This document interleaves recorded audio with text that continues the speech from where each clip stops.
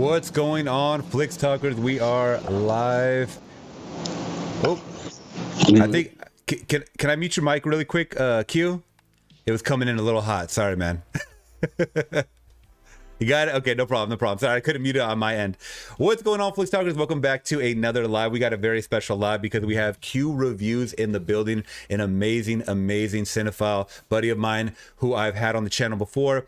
I've just talked movies with him for so long. I'm still watching a lot of his videos and whatnot, and I've mentioned him a lot. And he's been in the chat so many times. He's donated to the channel. It's just been an awesome relationship that I've had with this guy, just talking movies. And I mean, we share a lot of the same views, but we might disagree on some of the Halloween least favorite and our most favorite films, because he gave me his takes already. But if you guys don't know, we are doing another live stream, so it is, typical rules as usual.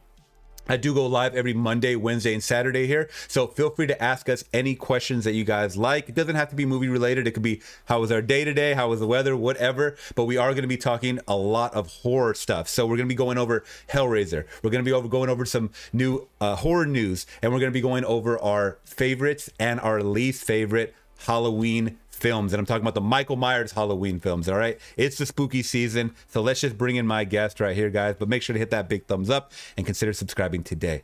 All right, let's bring him in. We got Mr. Q Reviews. Okay, you should be good on the mic now, my friend. Sorry. All right. Yeah, check. Can you hear me?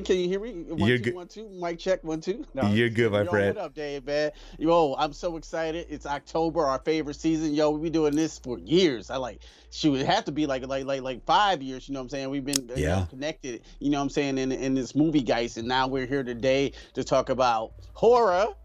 Right. And our favorite time of the month. I'm just so excited to be here, and then I'm glad to be talking to you. You know what I'm saying? I know you had a crazy couple of weeks and crazy week, and you know what I'm saying, it's good to be back and good to connect with your viewers, and just to say what's up, man. Thank you so much for letting me be here, sir. Of course, anytime, my friend. And I want to have you on more, frequent than not. I mean, I know I throw you on the spooky season because you are a horror fan as well. I talked about on this channel, I don't know if you remember, that initially when I first started this channel, it was going to be horror only, because that's what I grew up on. That's what I like talking. And I think just like the power of the cinephile community, everybody was asking me questions about other things. So I'm like, okay, let's broaden our horizons a little more. So I had fun just kind of talking all kinds of movies, and you do too. I know you kind of like give your weekly reviews on movies, either good takes or bad takes. But let me ask you straight out the gate. 2022. What do you think for movies like in theaters, in streaming, what have you, in the comfort of your own home? Are movies like are you seeing more bangers than flops this year, or what do you think so far? We're more than half the year over, Yeah, that's a great question. 2022 is kind of a mixed bag, because if I would have went back to freaking 2017, if I would have told you Top Gun Maverick was going to make $2 billion to be the hottest movie of the summer, y'all would have looked at me like I was, you know what I'm saying, like I was crazy. But that, you know what I'm saying, that boy was a complete crowd pleaser, blew me away as well. You know what I'm saying? As far as horror goes, which is my favorite genre for 2022, I think they did a pretty good job. You know what I'm saying? Mm-hmm. Smile, coming off of what, like 22, no, I think it's domestically all got 100 million now. You know what I'm saying? 100 million in the box office. That is crazy. That's big money for something like that. Yeah. Yeah. I haven't seen Smile yet, but that's big money like that. You know what I'm saying? Jordan Peele's Nope, you know what I'm saying, which blew me away. You know what I'm saying? I think it's a slight masterpiece. You know what I'm saying? That's just my opinion. I go at it with people like that. But as far as movies going, it was a sneaker, because we just coming off of the the pandemic or whatever, and I don't, a lot of people were comfortable going back to the movies, I think, but I don't think the movies were there 100% like they used to be. You remember back in the day when summer season started, summer movie season, like in May, and every week it was at least like 3 bangers in here. Like now, it was just like one, maybe, and especially getting into the fall season, sometimes it was nothing. I'm like, I'm not going to spend my money in the theaters, nothing to see. Like Amsterdam with Christian Bale and that whole super cast, Margot Robbie, De Niro, kind of left a lot of bad people. Taste in Yeah. people's mouths, Talk about a loss of money, man. I heard that lost something like 80 million to like $100 million. Yeah.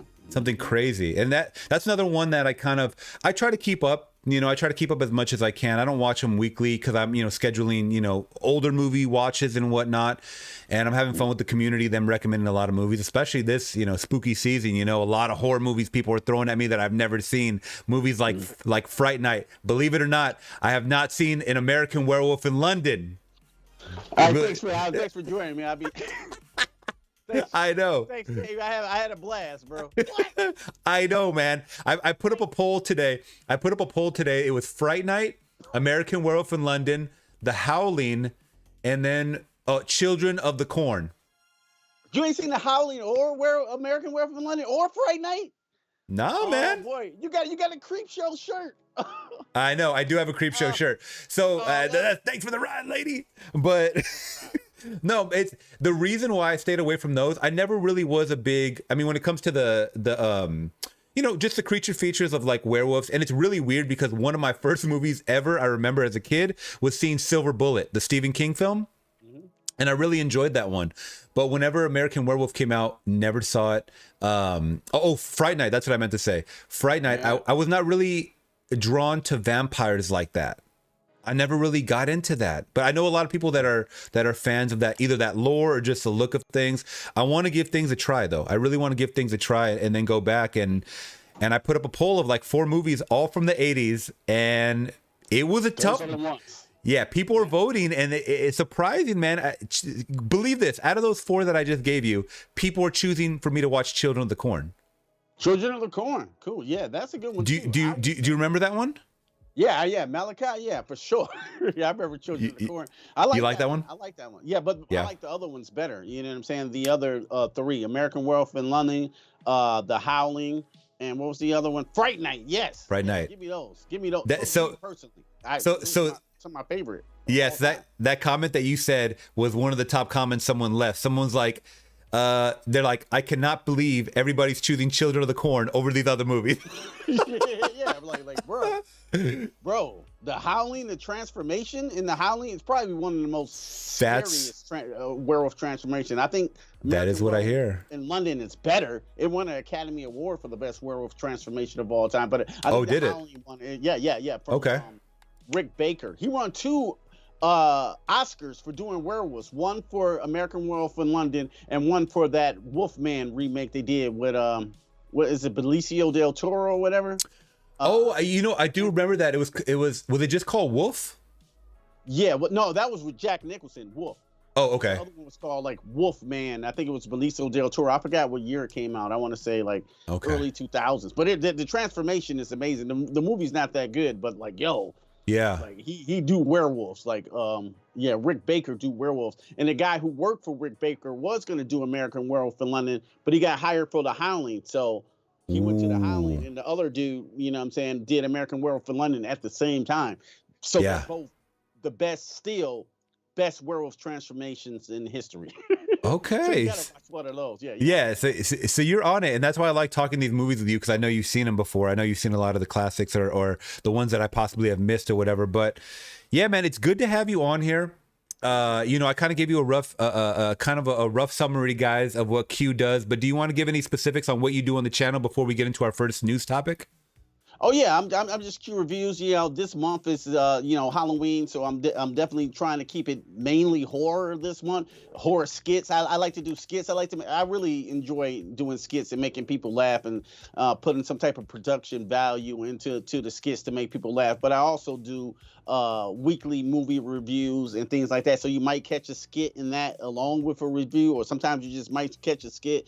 It don't matter, you know what I'm saying? So that's what I mainly do. I mainly do movie reviews and skits, and I ain't sweet like Dave on the live streams just yet. I haven't did a lot. But boy, it's the master. So that's what I mainly do. So like, if you ever want to check out Q reviews, check my thoughts and opinions on films, just going over there, hit the like button or subscribe, or you know what I'm saying, just check out a couple videos. Hell yeah. And I totally forgot, because this is kind of like an impromptu, but I will put all of your social medias down below. I don't think I actually did I put them on there? I might be tripping. I might have to check the thumbnail again. But sometimes, yeah, prepping these videos, I think, let me double check it because I don't like to give false promises or whatever. But if not, definitely check out Q Reviews on YouTube. No. I put your YouTube, IG, and Facebook. Okay, sorry, man. I'm having that fog brain right now. But other than that, yeah, make sure to check him out, guys. Really good guy. I see you guys are all leaving your top Halloween rankings, so I'll definitely get into that in 1 second once we get to that. So we are going to talk about the first story, though. The first movie that came out, the big one. And what I'm talking about is the Hellraiser reboot. Okay, so this is the big one. I mean, as far as like hype, I think a lot of people were like, you're touching a franchise, man. Clive Barker, you're touching on some... And this is the one thing that when I think Clive Barker, I don't think of him like in the typical. He's a different kind of horror. I mean, he's more, masterful when it comes to creating like this ambiance, right? Some of the movies that he's done, it's not your typical slash. To me, Hellraiser is not a typical slasher movie at all. Right. You know, you're dealing with like a pleasure for pain type of situation. You're dealing with some demons from hell. Cenobites, these dark creatures that only he can create, right? And now you have a reboot. We live in a world of reboots, a time of reboots, where everybody wants to, try to outdo the original. I mean, you want to make the reboot as good as the original, right? At least on par. So this is what we got. We got a different iteration, I think, because people were telling me that Hellraiser, I guess, based on the lore and whatnot, it's not a specific gender. And the reason why I say that is because she is played by a trans woman now. The leading lady, I totally forget the name. Do you remember the actress's name offhand? No, I don't remember the actress's name offhand. Yeah. Okay. Yeah, but it is being played by a woman now. And a lot of people are either up in arms on that, or if they're Hellraiser fans, they're like, nah, in the lore or the writings, I guess, of this, I don't know if it's a graphic novel or what, they're like, Hellraiser is not a he or a she. It comes like in the form of just evil. So what are your thoughts off the casting choice as far as it like switching the role reversals a little bit? All right, so we're going straight into Pinhead off the bat. Yep, let's go into Pinhead off the bat. I'm going with Pinhead off the bat. It seemed like a woman to me. I mean, like I'm used to Doug Bradley. You know what I'm saying? I'm used to Doug Bradley. That awesome voice. We have eternity to know your flesh. Like, the voice is iconic, right? The voice is kind of the memorable thing about it. Yeah. Yes, Doug Bradley. He sometimes he'd come out the shadows like this and shit. You know what I'm saying? And it'd be Pinhead and shit. Like this new. You know what I'm saying? The new girl, I have no problem with Pinhead being a woman or whatever. No problem at all. I think she actually looks pretty freaking cool. You know what I'm saying? Like, with her suit made out of her skin and things like that.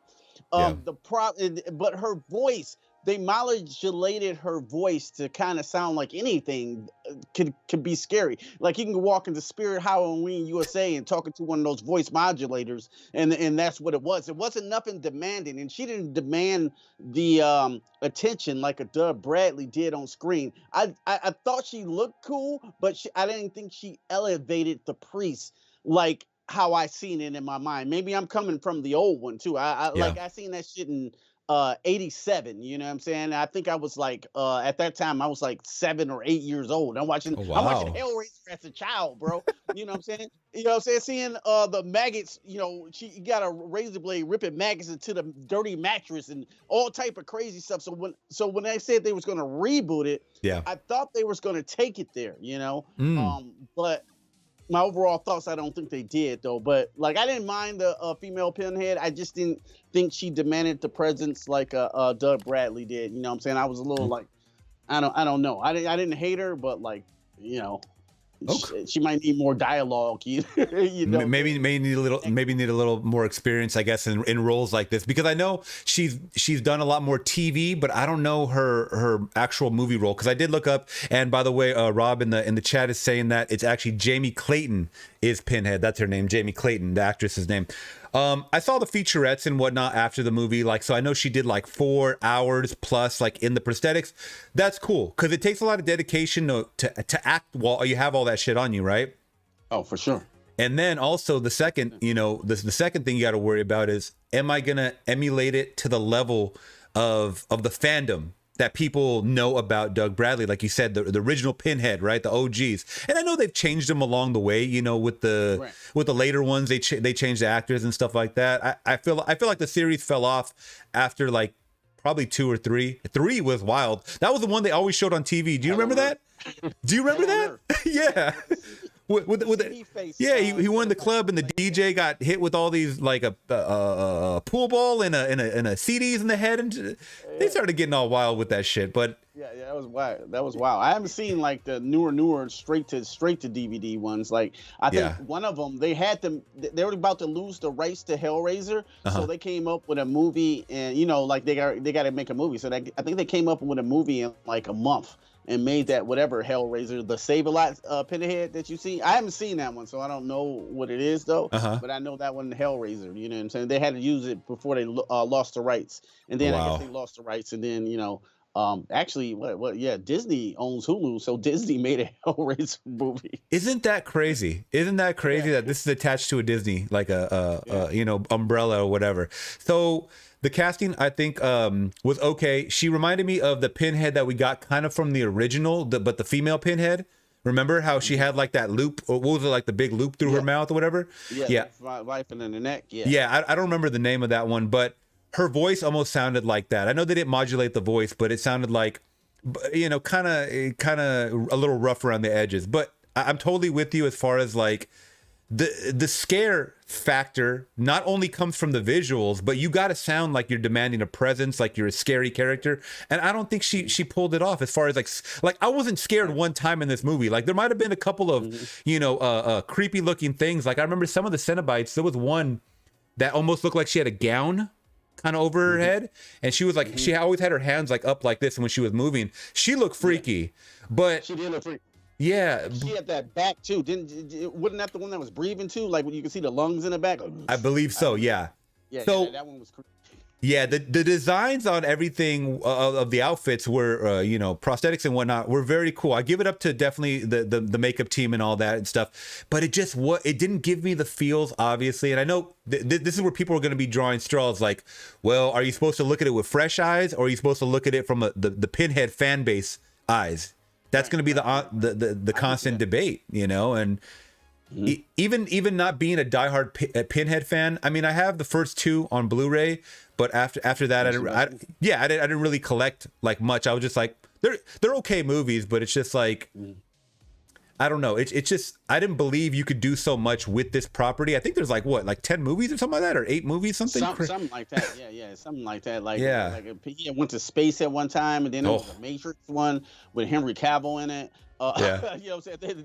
They made so many. The problem with this movie, it just didn't feel like they came from hell, you know what I'm saying? Like they came to bring the pain, hardcore to the brain. You know what I'm saying? I needed that. I needed to see those hooks go in the flesh and pull them. You know what I'm saying? Yeah. I think that works with Hellraiser, because Hellraiser, even in '87, like we say, elevated horror. That was elevated horror back in the day. Cause like, I'm coming from those. I'm coming from the Michael Myers. I'm coming from the Friday the 13th. But I have never seen full flesh monsters out, you know what I'm saying, with just their whole bone muscle out, you know what I'm saying, talking and like having sex, and maggots and flesh being torn apart. That's, you know what I'm saying, that's what I envision Hellraiser in my mind. I haven't read the books or anything. I know it's probably people in the chat that, you know what I'm saying, that can kill him though. Like, but this one seemed tame, you know. I don't know if it's because it's Disney or what, but though it just seemed like a tame Hellraiser movie, you know. And I did see that in your review. You did see it was a little more tame for your taste, as far as, I mean, like you said, this is Hellraiser, and it did not bring the pain, as far as like, I don't know. Yeah, I didn't know if they did that because they wanted to leave it open for a possible sequel, which we're not going to get into spoilers here, by the way. I totally forgot to say that. But that ending left for something a little greater, because it was kind of a subplot that had to do with this main character, not main character, I'm sorry, but like this character that had the box, right? And he was using people around him for his gain, which I thought was an interesting twist. They did something to him in his chest that looked visibly like it looked painful. I'll just say that. So once again, shout out to the makeup and prosthetic department for that. But it just didn't take it there for me. Like, it was a little Hellraiser is just a unique idea, I think, and it's like, but does that translate into 2022? I don't think it does. I don't think anyone really that's not really diehard into horror is gonna care about this movie just like watching it on a random weekend. Right. Yeah. I agree with you on that one. You know what I'm saying? It just seemed like any other horror movie that I would just watch, like, okay, I seen that, you know what I'm saying, and then like I will pass on it. You know, like back when I was in middle school, I used to dub the tape to Hellraiser 2 Hellbound. Like, yo, you gotta see this shit is insane, son. You know what I'm saying? Yeah. Like with the doctor, and then like the Cenobites is slitting people's throats and all the carnage candy in that movie. Yeah. Coming from the Fangoria fan base, you know what I'm saying? Because we were all into that, you know, prosthetic makeups and how far can you actually take it? And Hellraiser was actually that movie that really, really took it there. Not saying that the Friday 13th did it before. They did it before with the, you know, with the pretty visceral violence. That's what Friday the 13th is pretty much famous for, right? The visceral violence. But they took it to another level and took it psychological and took it to a violent nature that I had never seen before until that point on film. Like what is this? Yeah. I mean, that's, as a kid, that's me remembering elevator horror at that point. Like, oh yeah, this is elevator horror. This is something different. You know what I'm saying? This is like supernatural and painful. Yeah, remember, this is the same guy that brought us Candyman, Nightbreed. You remember that? Do you remember Nightbreed? All those creepy creatures. See, I just barely saw that movie like maybe 5 or 6 years ago. I just remember the cover looking creepy, and then I finally saw the movie, and I always thought, I was like, why did they not make a sequel to this movie? Like, it could have just kept going. Those very cool characters, but like, once again, he has such like a darker, just grim palette when it comes to horror, as opposed to like a Jason series. I mean, maybe I would throw it up there with maybe some of the early Nightmare on Elm Streets, where they were a little more darker, you know, Freddy creeping in the shadows and whatnot. Perp had a good comment right here in the chat. He said Pinhead didn't have. Yeah, Perp's in the building. He said Pinhead didn't have much to do in this film. She was just spectating, and Hellraiser lore is the most interesting thing about it. Yeah, once again, that's what I said. Like, the whole box, the reasoning for, I don't want to give too much spoilers away, but the reason for doing what they're doing, basically sacrificing people, was kind of interesting. But when it got to that third act, you know, them in the home, and then you finally realize what's going on. It was just kind of very lackluster, and it was like a 2-hour movie. Yeah, which is long for a horror movie. I mean, nowadays, give me an hour 30, hour 40, but 2 hours is a lot of time to dedicate to something that you may or may not like. Yeah, I hear that Terrifier is like over 2 hours. That Terrifier too. but no, that was the first thing. I think it was like 2 hours 12 minutes. But I keep hearing good reviews about it, though. Yeah, me too. Believe it or not, I can't wait to see it. Yeah, it's a little far from me, but I want to watch that one. Yeah. But yeah. All right. So overall thoughts on Hellraiser. I mean, the kills were okay. Our main character, I'll be honest. So not Pinhead, obviously, but like I forget the girl's name. She's going through a lot of stuff. I thought her acting was okay, but she just got really annoying after a while. Yeah, bro. That's what I was gonna say. I did not like that main. I didn't like no one in this movie. Remember at the beginning of the movie, they were just yelling at each other at the top of their lungs. Yeah. For whatever reason, I'm like, man, y'all are really unlikable. You know what they remind me of? They remind me of the characters from that Texas Chainsaw Massacre movie that came on Netflix. Oh my God! Yeah. The one that just came out. Yeah. I hated those characters. You know what I'm saying? I wanted to give. You don't root for them at all. The same here too. I didn't root for, like, and then they gave her a drug addiction problem that went kind of nowhere to me. You know what I'm saying? Like, where's this going? Did that remind you a little bit of the Evil Dead remake? Because that's what they try to do with that. They try to make her like sober up or whatever, and then they just threw a super element, you know, twist on it. But great call with the Evil Dead one. Yeah. Which I really do like that movie, because the gore is outrageous, especially in the uncut version. That gore is out there. Oh my God. Freddy Alvarez is insane, bro. Like, the whole pool of blood at the end, you know what I'm saying, with the chainsaw, that shit is crazy. I really like the remake. If they would have done that with this Hellraiser, just filled it with gore, I wouldn't even have minded like the bad acting and all the other shit that came along with it. Yeah, like entertain us with your flesh. Show us what you can do. You know what I'm saying? Cenobites, and that's what frustrated me about it, because the Cenobites were kind of the main, you know what I'm saying, draw to this movie. They paid a lot of attention to them, but they didn't make them do anything. They kind of almost felt like they were like standing around. They were just mannequins. They were just mannequins, yeah.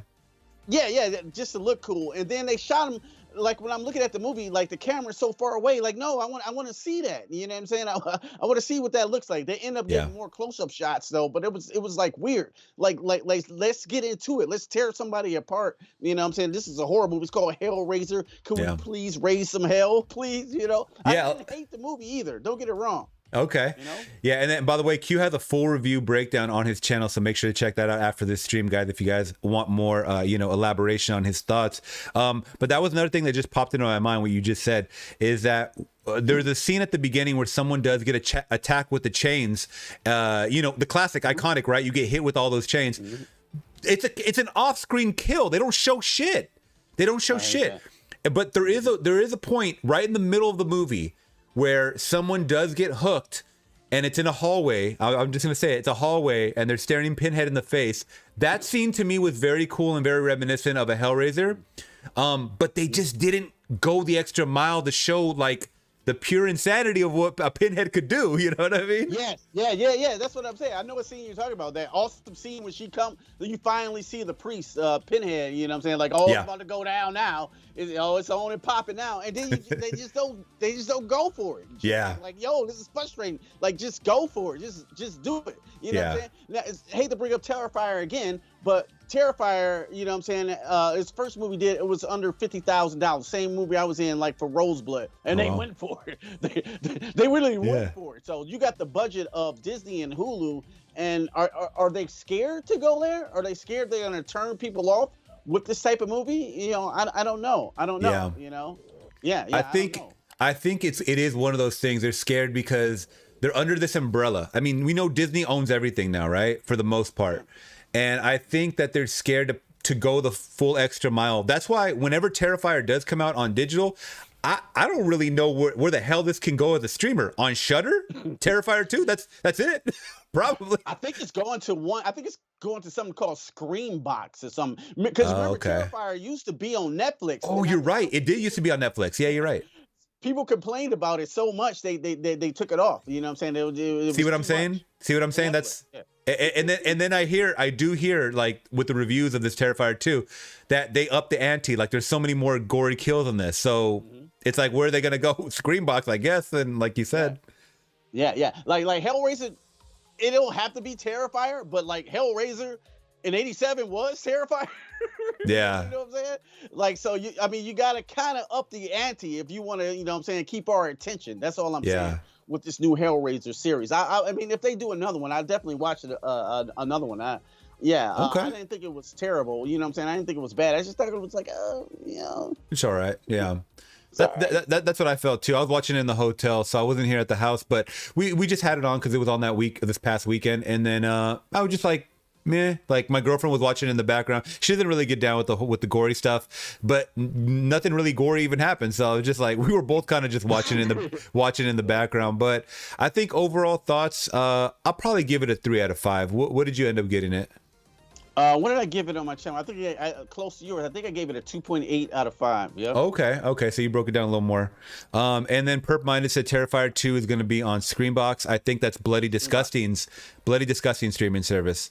Okay, I didn't even know they had a service, but yeah, it's a new one. Yeah, okay. Terrifier score. That's because I was trying to figure out how the hell can I watch this when it come out, because the theater is playing. Like I live in the suburbs, they don't even play that shit out here. You know what I'm saying? They're not playing Terrifier 2 out here. You know what I'm saying? Oh really? I gotta drive to Detroit to go see Terrifier because they don't give it. They'll show it in Detroit. Ain't that some shit, bro? Oh shit, that's wild. Yeah. And speaking of Dave, what's his name? This actor, the one that plays Terrifier. Sorry, I'm looking at the next topic. David Howard Thornton, the guy that actually plays Terrifier. So did you see this? This was actually something that someone brought up on Monday, but I wanted to wait to talk to you about it. This guy right here. Let me pull this up. So it's called The Mean One. XYZ Films releasing a Grinch slasher movie this December. And the guy that's playing, look at that. Wow. It's it's gonna be the same guy that plays Terrifier. What do you think about that? He's playing the Grinch. Heck yeah, dog. I want to see this. I'm way more hyper for this than the Winnie the Pooh horror movie now. Oh God, that looks trash. Yeah, that looks pretty bad. Yeah, but I mean, I'm looking at that makeup here. That looks like, saying sinister, and it looks like the Grinch at the same time. This guy, this guy could be like, I don't know, the next great character horror actor, because I mean, he's really falling in line with the makeup work. I really do like Art the Clown. That's the one thing. Yeah. A lot of people they'll either love Terrifier or they think that, I don't know, it could be even three options, because I know people that are really like big horror fans and they're like, I like the kills, but the story, it goes nowhere. But that's to me the point. He's just a serial killer. He's literally just slash and dash just to his next victim, right? There's not much of a premise. I think until you get to maybe the end of the movie, it gets a little supernatural, but it's just a crazy kill movie to me. That there doesn't need to really be a plot sometimes, like, or a motive. I guess I'm saying a motive too much when it comes to these kind of movies. What are your thoughts on like a Terrifier like plot, I guess? Yeah, I think you nailed it. Terrifier is definitely a homage to the '80s beginner slasher movie. You know what I'm saying? Like Friday the 13th. It's really not a lot going on in those movies. You know what I'm saying? Yeah, I'm talking about like even the first three or whatever. It's not going on. The same plot regurgitated.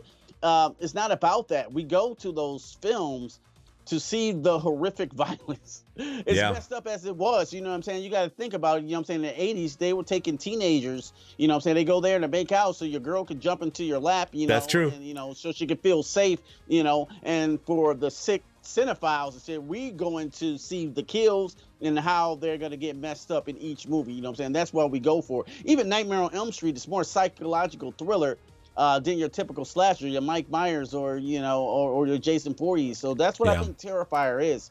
It's a homage to those. They're not really made too often anymore, especially on that level. They took it way left, and I respect them for it. You know what I'm saying? Especially coming off like a $50,000 budget, they made that. You know what I'm saying? Now Art the Clown is, you know what I'm saying, part two is, you know what I'm saying, it's making bank. They already made their money back in the first weekend, so yes. Oh yeah. Bring more Terrifier. Bring more Art the Clown, son. Yeah. That's well said. I dig it. Yeah, that's well said, because I think, back in the day, you still had movie critics, but not like you have nowadays with like Rotten Tomatoes and basically where people justify seeing a movie by the rating that it got on IMDb or like a meta score or whatever, right? So I think people are taking, even with horror movies nowadays, they're trying to take it more serious, like more of a business standpoint. Like, okay, we want to get creative, but we also want to make sure we make as much bank as we can.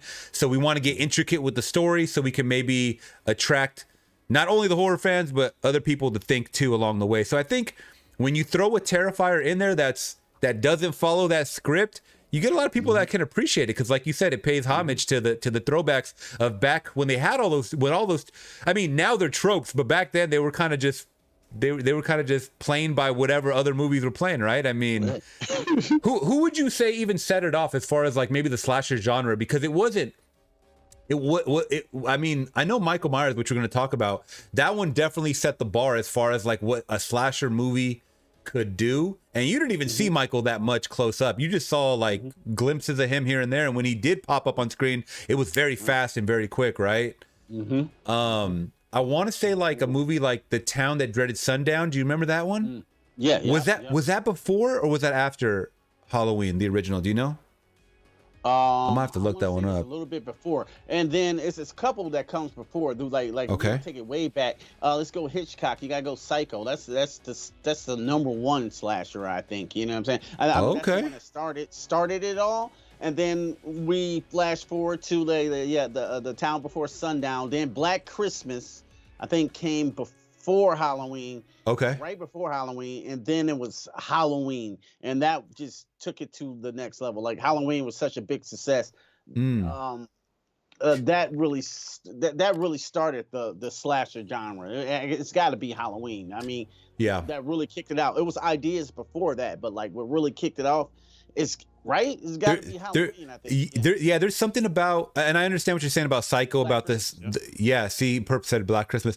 There's got to be something about, not just like the killer POV, but there's always this element of a like the first thing to me when I think of a slasher, at least when it comes to horror movies, not like a real life like Dahmer, like serial killer, I think of what they look like, and most of the time I'm thinking of a mask. A lot of times they have a mask on, and yeah, like you said, the first to do it for me was like a Michael Myers. That's why I'm so glad we're talking about him today.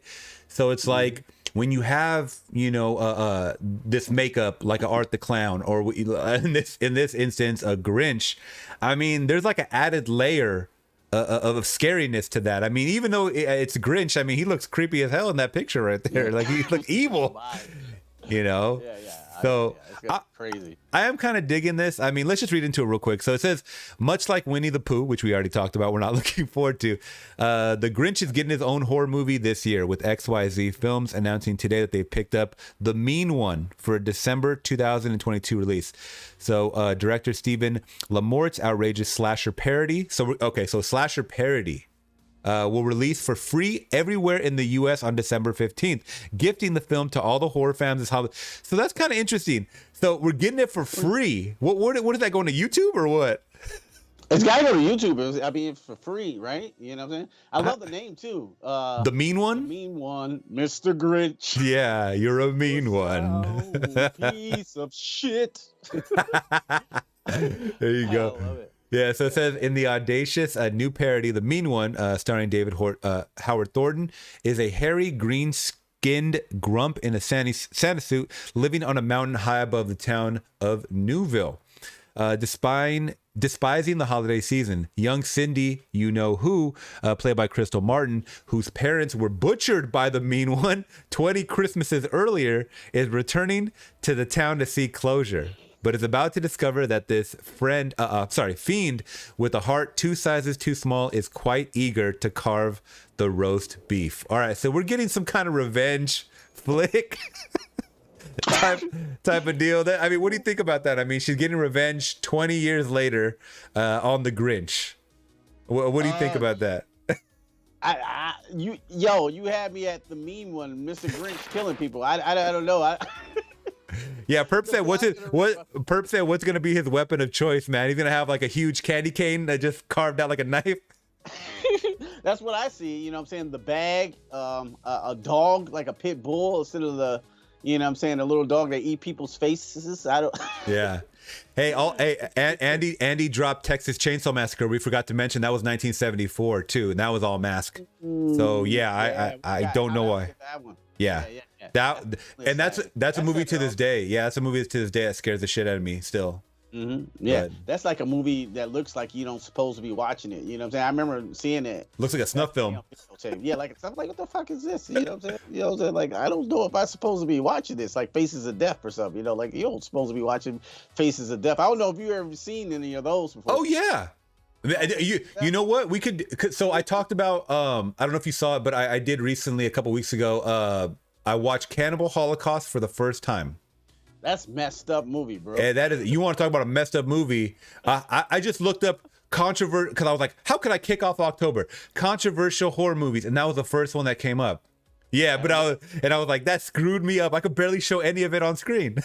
Yeah, I don't even know how you could eat after that. Yeah, like you're vegan too, right? They was like killing animals and that turtle. Oh, that was tough, man. That was a little pig, man. They just shot a little pig. I said, what? Come on, you're just killing things to kill things now. No damn reason. no damn reason, just for it to have it on camera. That movie is crazy. Yeah, that was super crazy. So, yeah, but I did mention in that one that I grew up on seeing some Faces of Death, and that's the weird part too. If you ever. I don't remember if they even had that to rent at like a Blockbuster or anything like that, but I remember going to like our local mom and pop shops, and that's where I found ours. Yeah, that's where you gotta find it. Yeah, I don't think they played those in Blockbuster, even though a lot of those were fake, though. You know what I'm saying? You come to find out, a lot of reenactments and stuff. Yeah, reenactments and stuff. But like back in the day, we didn't know. We thought like they were really eating monkey brains. You know what I'm saying? You know, like that's like the first one. They kick it off with the monkey brains. Yeah. So I thought this dude's really getting electrocuted. You know, like his eyes was bulging out. He was, but like that's real to me, like as a kid. So I used to freak all my friends out by showing Flash. That's freaky, man. Yeah. So yeah, like the shot value was there, but like slashers kicking it off there. Like Black Christmas, Texas Chainsaw for sure. That's like the 1-1-2. Like damn. Yeah. And then Michael Myers just brought it to a cinematic level. I think it was like the Jaws of slashers at that time, right? That's actually well said. Perp Minus saying Popcorn is an underrated slasher not too many people know about. Do you know about that one, Popcorn? I think I've heard of that, but never seen it. I know what you're talking about. I see the picture in my head from video stores. It's like this a woman that has like a skeleton face or something like that? Yeah, skeleton face, and it's like to there, and you got a little bit of popcorn there. I haven't seen it since I was a child though, so I don't remember it too much. But Perp got a good horror mind. Yeah. He said he said he was just watching it on Shudder not too long ago. Okay. Nice. Very, very cool. Eric Brown in the building saying the Grinch was a hero, but not the kind that Whoville needed right now. So we'll hunt him. All right, there you go. For sure. Andy also said The Hills Have Eyes. When did that come out? The OG, the Wes Craven. Yes, OG Wes Craven with the that crazy looking bald guy. But he's so nice in person. That one guy, you know what I'm saying, the weird guy. That he's actually, Is he still alive? Oh, yeah, he's cool as hell. Okay. He actually is a victim of like the radio. What do you call that? The Chernobyl. Yeah, not Chernobyl, but the same thing. The radiation. Radiation. Like, wow. Yeah, like the child of the radiation or whatever, like that. But, wow. I was talking to him. Yeah, I had a drink with him and some Comic-Con, but he's like super nice and shit too. He's not anything like the character. Oh wow. Like, yeah, he's super nice and friendly. Like, oh yeah, like I was a radiation, and he was telling me about like The Hills Have Eyes and what a wonderful time he had on there. Weird science. Yeah, I have seen that movie. I remember that was like a very sadistic movie from what I remember. Like pretty wild. Yeah, I'm looking at it. It says 1977. 77. So that was before a couple of the ones like Halloween and 78 Halloween. Yep. Yeah, and then The Town That Dreaded Sundown was 76. I want to say. So yeah, all these were kind of popping off around the same time, and that's kind of cool. I like that. Yeah. So, all right. So we're about 45 minutes into it. I wanted to make sure that we save a good chunk of this talk that we have you on about Halloween, because I really want to dive deep into some of our favorites and the not so favorites. But before we get into it, in case you guys didn't know, I would love to show you, not just you, Cube, but everybody, the lore. So we have, the timelines, I should say, the movie timelines. So, off the bat, you know about the Halloween franchise. Do you like the direction it went? I mean, do you mind it, or are you completely upset on these different ways that it kind of splinters out? You have the Thorn timeline, the H2O timeline, the H40 or H40 timeline, and the remake timeline. You have 4 different timelines. What are your thoughts, man, seeing all this? Because it's like, we know about it, but once you see it like laid out like this, you're like, damn, it really did break it down. Like, yeah, this is weird. Oh, so So I'm looking at the chart here, because how I figured it, like in my mind before I seen this chart, but this actually makes sense. It was like Halloween, I guess Halloween 2, but I just watched Halloween 2 last night because I told you I haven't seen that in a long time. Yeah, the original OG Halloween 2. Yes, I like that one actually. I was like, this is pretty good, bro. You know what I'm saying? I was like, thank you. Yeah, I haven't seen it in a long time, so that might change my list. I don't know. Okay, that one was good. So I thought it was like Halloween 2, skip Halloween 3, and then I thought it was Halloween 4. Coming up as the return of Michael Myers in 5. Yeah. And then the curse. That's how I seen it. And then H2O. Yeah, I see why they retcon that now. So it gets a little convoluted there. Yeah. So H2O is, I always forgot. Oh, no, I didn't forget. Okay. So they did include it because I'm trying to read it the direction that it's going. Yeah. So H2O timeline. This is gonna be tough. I mean, we'll go over it because this H2O timeline includes one of my least favorites. But I don't know.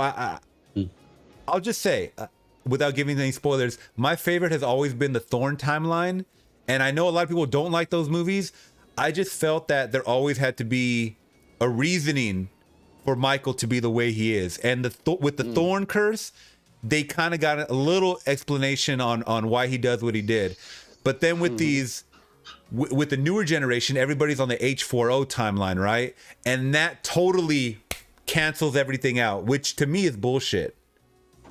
I don't like that, even though I like the look of like the 2018 Halloween, and there's some things that I like, some things I don't like. You know, we'll definitely go over it, but this splinter of a timeline, man, is kind of crazy. So let me just go over it real quick, guys, in case you don't know. So Halloween 1978, the OG, right, the one that kicked it off, Jamie Lee Curtis filmed it not too far from here, man, Pasadena, California, which is like maybe an hour or so away from me. I really need to go visit it this Halloween, man, season. And then we jump to 1981's Halloween 2, which I'm wearing the shirt too. Or like this, like an old school box art VHS cover. And I want that one, but like that shirt's so hard, so. And then we'll just go in chronological order. So you go up to 1988, because once again, like you had mentioned, but in case you guys missed it in the chat, Halloween 3. Not part of the Michael Myers verse, I guess. There are a couple like little nods here and there. I mean, you got Tom Atkins, you got Clive. Not Clive Barker. Almost John Carpenter. Jesus Christ, I had brain fog again. John Carpenter. Yes, John Carpenter. Yes, I believe after 3, John Carpenter was like officially done. Like he was like, I don't want to do this anymore. Mustafa Akkad was like, no, we got to keep this shit going, but we got to bring Michael back. Like, and then I believe don't quote me, but I've seen a lot of documentaries. That's when John Carpenter, and then who's his wife that's also a part of it? Do you remember her name? His wife, John Carpenter's wife? Yeah, because isn't she part of it? Like the writing or something, or the screenplay? I could be completely wrong about that. And the chat might got you. I do know you. Yeah. But she's a part of the writing and the screenplay, I believe, for this, or the creation at least of the Halloween franchise, right? They, I believe, sold off everything to Mustafa Akkad, and he's like, let's go. Okay, so we're gonna just continue to add on to Halloween 2, right? Which you know that we all know, most of us know how Halloween 2 ended with that explosion. Yeah. Okay, Deborah Hill, thank you so much. Deborah Hill, that was his wife, right? Or was that not his wife? Okay, I think I could be wrong. I think so. I could be wrong, man. I'm done. Someone just said he means Deborah Hill, yeah. But yeah, so that's kind of where it's the continuation from 2. And then we get people like, well, how did Loomis survive with just like a burn mark on his face? And we'll get into the deep lore. But then we also get our introduction to Jamie. Oh, he married Adriana. Okay, so I'm totally wrong. It's not. They're just partners, I guess, in crime. Okay. So then we got our introduction to Danielle Harris, which I believe really should have been part of the newer movies, but they didn't include her in. I mean, they included her in the Rob Zombie ones, but you know, whatever. We'll get into that. Halloween 5, which also does include her, and then you got Halloween, The Curse, where you have multiple versions of that. Sadly, Donald Pleasant's last performance. I mean, talk about. I mean, how deep they went. Yeah, how deep he went with this character, because I mean, he died with. You know, they couldn't even finish the movie because he died, right? So, but I mean, Donald Pleasance, man, was doing movies way back, and then to end his career with such an iconic character that we know, Loomis, I think that really does say a lot, and that's the reason why I do kind of enjoy, even though it's not on my top favorites, Halloween 6, because I think it's a lot of these movies. The reason why I love them is because Donald Pleasance, man, is killing it. He is killing it. Not only Michael, he's killing it. And then we also get a young Paul Rudd. In there. Yeah, that's one of my favorites too. I went low key, like, Curse is one of my favorites because it had Paul Rudd. He was so excited to see Michael Myers, like, and he was supposed to be what's the kid's name? Tony Jarvis or what? That's Jason. What's his name? Okay, I'm sorry. Yeah. The kid that don't go in there as a boogeyman, or it's supposed to be him though, right? Yeah. Because he's in. I already forget the kid's name.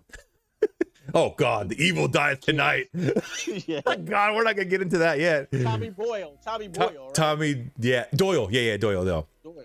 Yeah. Doyle. So let's jump to the H2O timeline, which continues after part 2. Which, I mean, it's a bold move to kind of just X out 4, 5, and 6. H2O, surprisingly, a fan favorite of a lot of people. I haven't seen it in such a long time. And I guess we could talk a little bit about it. What were your overall thoughts on H2O? LL Cool J, man. LL Cool J and his boy Josh Hartnett. Yeah. Right. Jamie Lee Curtis with the short hair. Yeah, I dig H2O. What's that, like 98? Mm-hmm. I dig it. You know what I'm saying? I Yeah. dig it. I remember, it was cool, and I really liked the ending of this one, when he get his head cut off. You know what I'm saying? I was like, damn, okay, that's it then. You know what I'm saying? Yeah. It's no more movie after this, right? You know Yeah. what I'm saying? Michael Myers got his head cut off. I thought that was really cool too. The mask was all right. I think the mask was all right. Not the worst mask in the looking mask in the franchise, but not the best too at the same time. But overall, I remember liking the 98 one. You know what I'm saying? It was cool. It's cool. Remember, this is around the time of Scream 2. Scream came out, and everybody was like on the train for like the slasher teenager movies. So I think that was kind of the resurgence. Wes brought back with the Scream franchise. Thank God, man, because I was waiting for because this around this time like The Faculty came out. Remember another Josh Hartnett movie, so like that was fire. Bro. Yeah, so like. In the mid 90s, late 90s, you had all these teenage slasher movies that a lot of people were starting to go to the movies again, man, and just like taking their dates and whatnot and getting like really into it. And I appreciate that. Like, I mean, we're looking back at them now, like they're not the greatest, but it's like, you had remember Urban Legend? You had, I'm trying to think of some other ones that were going on that were kind of like the, killer teenage movies and stuff like that. But yeah, it was a lot of them, bro. It was a lot, man. And you want to talk about the worst of the worst mask? I mean, let's jump to the next one, Halloween Resurrection, which we'll dive deep into. Possibly one of the worst masks that I've seen, but I mean, we'll get into that movie as a whole because it's definitely on the list. Perp said people have H2O way too high on their list. I don't get it, but maybe I'll have to rewatch it. Those are my thoughts exactly because I was listening to a podcast this week, or like earlier this week. And people were like, I remember really hating H2O, and then I rewatched it, and then I found a great a new appreciation for it. That's what a lot of people were saying. Oh, okay. So maybe I got to rewatch it. That's one I haven't seen in a long time either. I always seen it on TV, but I haven't seen it in a long time. Yeah. So I don't have it that high on my list, but I remember not hating it. Exactly. Yeah, I didn't hate First time I seen Resurrection, I didn't hate it either. Oh man, we'll get into it, bro. We'll dive deep into it. But this next timeline, H40, so that branches off of that basically negates everything. It nothing's canon besides the first one. Which thank God, I mean, you have to have some kind of source material, right? So from 1978, you jump to 2018, 40 years later. The Blumhouse version, which we'll talk about, so I'm not going to talk about it now. Then you have 2021's last year's Halloween Kills, which we'll also talk a little bit about because I think we have that on our list as well. And then the whole reason why we're doing this, or why I wanted to do this, is because Halloween Ends comes out simultaneously on streamer and in theaters this Friday, man. And so what's the hype level for you for Halloween Ends? Oh man, we gonna get in the ends right now. Well, just the hype level, like as far as the hype level for it. I'm lowering my expectations, bro. Okay. I don't think it's gonna be the one. I really don't, because here's my theory. They don't release their embargo for the reviews till Thursday. Oh geez, I didn't know that. The movie comes out on Thursday, and then I got a weird thing with them releasing it on Peacock and not in the theaters. I mean, simultaneously at the same time. Like why? I mean, people are going back to the movies now. You've seen, all these movies make all these big money, especially horror. Why wouldn't you capitalize? Keep it in theaters, only. Yeah. Just for a little bit. Like what's that movie? Black Phone. Black Phone went to theaters first, and it stayed in the theaters for about 2 months, and then it was on Peacock. Right. They released it straight to Peacock and straight to theaters at the same time. That scares me. That they don't have faith in their own property. You know what I'm saying? Yeah. I don't think they think I don't think the studio thinks this movie is this good. And when it releases, what I'm saying, we'll see. But I'm a Michael Myers fan, of course. So like, if this is the last time I'm gonna see Laurie Strode and Michael Myers, of course I'm there day one. You know what I'm saying? Yeah. Of course I'm there day one.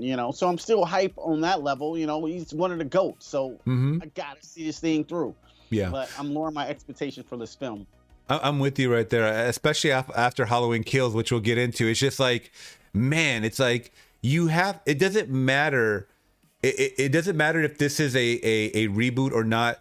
You still have to follow with a strong sequel. And I think for the majority, old school fans and new school fans of it really enjoyed 2018's Blumhouse version for the most part. I think Blumhouse is a little more hit than it is miss. I mean, we know like they came out with the bullshit like what was that first one that they came out with that was really bad, the horror movie? The one where like was it Truth or Dare, or was that a movie from Blumhouse? That was one of their first ones. Remember that?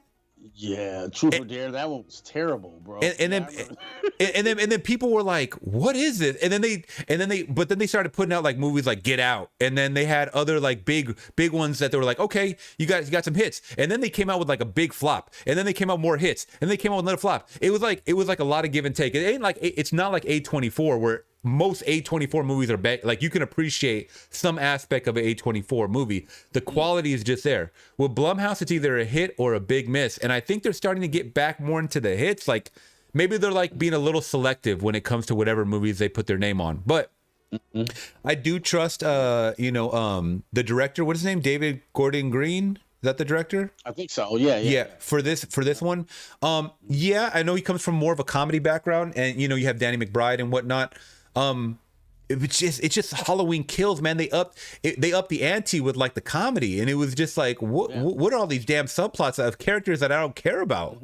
It seemed like that trilogy right there is like I'm gonna call it the Disney Star Wars of the horror trilogy. You know what I'm saying? They had Force Awakening, like, oh yeah, I kind of like this, and then the second one dropped the ball, and then you get Rise of Skywalker, which I think is going to be this movie. I haven't seen it. Yeah. But I think this is how it's going to go, though. You know what I'm saying? I'm only speculating, though. Like, I think they dropped. You know what I'm saying? I don't think they had a plan. Yeah. I don't think they had a plan going into that one. And Perp just dropped that they're doing Exorcist next year. I forgot about that shit. Oh my god! Do you remember that they announced they were going to do the Exorcist, which is I think they want to once again none of the sequels are canon. I think they're just going to go off the first one.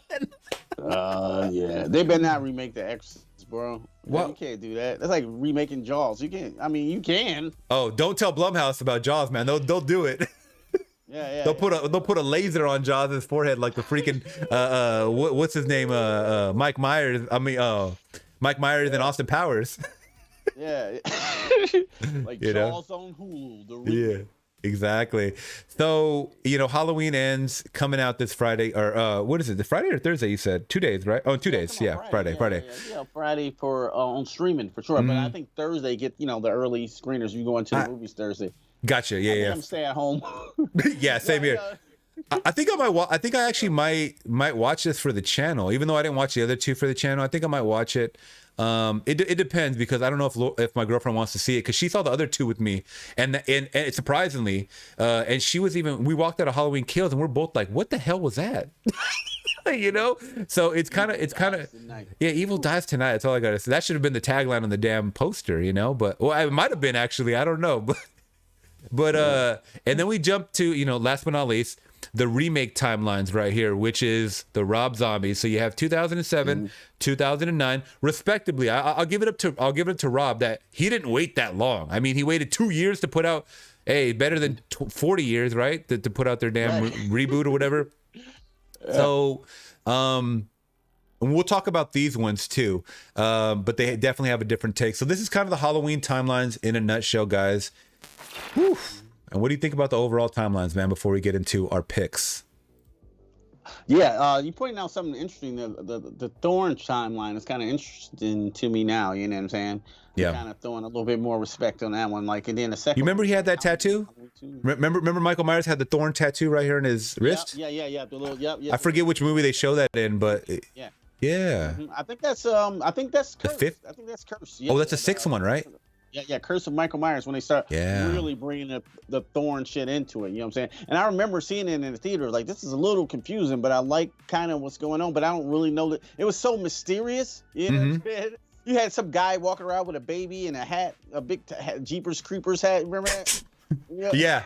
That big guy. I was like, what is this? I don't know. That reminded me of the guy from did you he might have been in the first one, I forget, but he was definitely in the second one, the Poltergeist movie, where he was like the creepy guy with the teeth, with the big teeth. I'm scared of that dude. I'm terrified of that dude. What was his name? Reverend Kane. He's one of my favorite villains of all time, dude. Oh my God, he's scared of. It's your Scared the bejesus. He's like the teeth. God walks in the holy chapel. That scene was so scary because it was in broad daylight, and then the rain just. And God. he's still walking there. He died right after that role because he was. I heard about that. Ill. Yeah, he had some kind of did he have some kind of cancer or something, or? Yeah. He was dying. He was out of here any day. You know what I'm saying? Like they could go check on him on Crash Services food, and he could have been out, but he I know that's wrong, but he was dying. Yeah. Hey, well, he did a really good job of once again, because I barely saw a lot of these sequels like Poltergeist. I mean, I seen the original a while ago, but I was like, let's just watch some of the sequels, and then when they showed him, I was still scared. Like as a grown man, like looking at like, what is this guy, man? Yeah, he the best part of that whole movie. His too. Yeah, Eric. Oh yeah, that movie wasn't that great. But yeah. Eric is saying in the chat his name was Julian Beck, and it says God is in His holy temple. You don't they poke fun at that in Scary Movie 2? With the little Hanson guy, remember the little hand? He's like, God is in His holy temple. With the mashed potatoes, like in the turkey. Yeah. That's funny. That's hilarious. Yeah. But all right, let's get into our top picks because we're already an hour into it. So I'll start off with one of my top picks, and then you let me know yours, and I'll cue it up because I have a little picture slideshow, whatever. So my first top pick, and you guys can leave yours in the chat or agree or whatever, give thoughts along the way when you first saw it, whatever. First off, starting with Halloween 2, 1981. Obviously, I mean, if you guys saw my shirt, you guys know that this is one of my favorites. Nice. I think this actually might be, oops, let me, I think I just blocked your screen out. That's okay. Oh, yeah. There we go. I'll just go picture by picture. But Halloween 2, man, the reason why this has a little more lasting value than Halloween 1, more stuff happens in this one. More stuff happens as far as like the atmosphere is a little more creepy. We already know who our characters are, and it leads off directly from part 1. You know what I mean? That's why I really do enjoy Halloween 2. I thought Jamie Lee Curtis killed it. Plus the setting of like the for the majority of it inside of a hospital is creepy to me. I mean, especially I think people think of hospitals creepy in general, especially like at night, because people die there.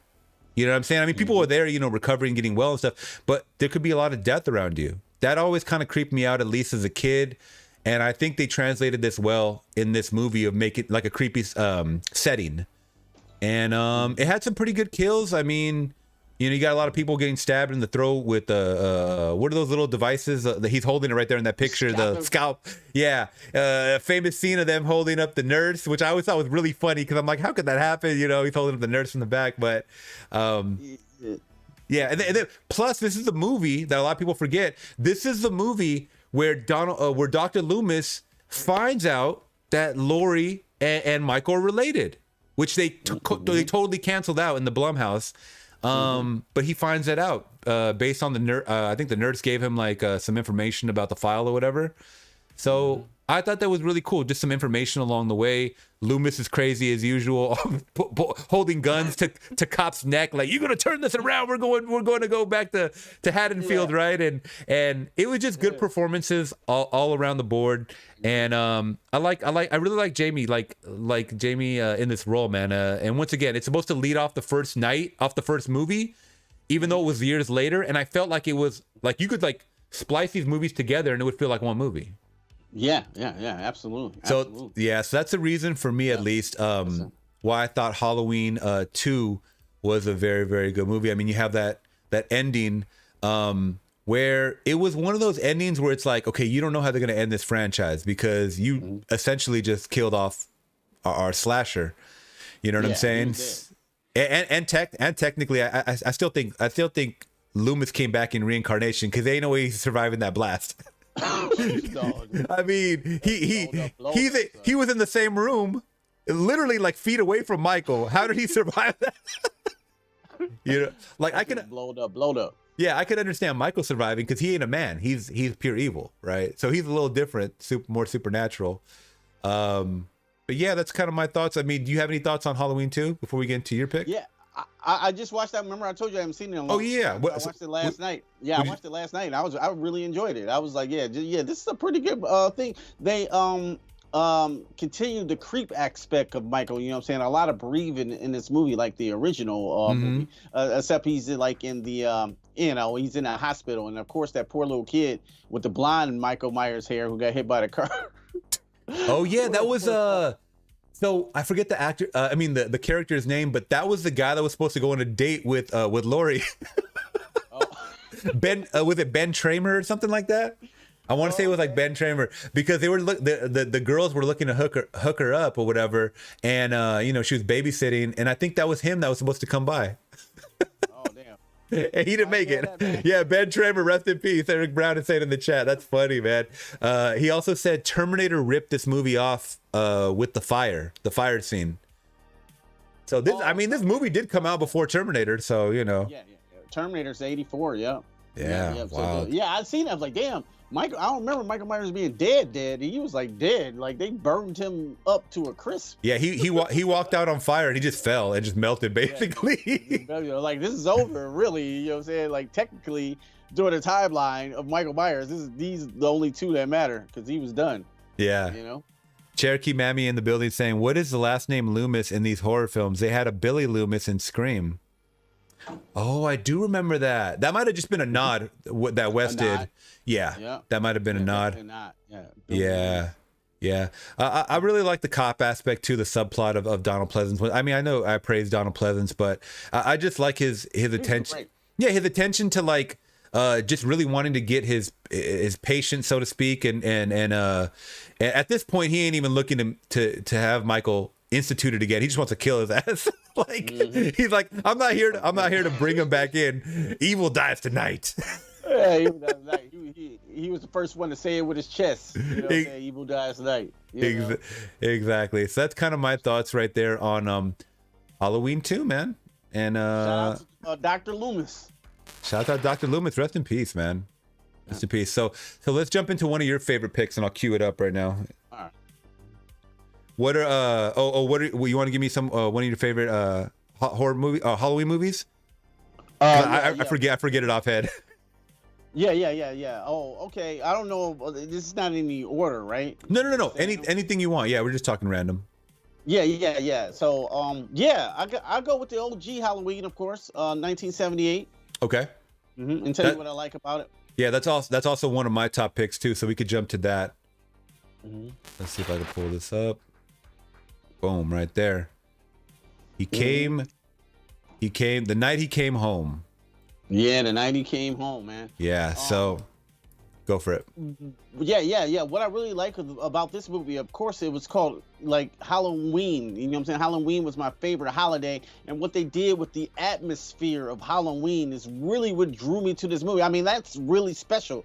You got this serial killer hiding out in broad daylight because everybody's in costumes and he's in a costume too, but he got articular motives, you know what I'm saying, with a knife to go in people's houses and kill them, and that's what made America feel unsafe, like, because I'm thinking about it, like, what really scares people, what's scary about Poltergeist? This is just a regular home that that was possessed by the demonic presence, the poltergeist, but this is our house. Same thing as Halloween. This is where we live, this is where we sleep, where we close our doors. It's not it's a familiar atmosphere, and it's what I'm saying, based around this awesome holiday. Yeah. And you got this killer just breathing, going in, and you know what I'm saying, and killing people by random for no reason at all. They don't never really explain it in the movie, like why is Michael Myers doing this.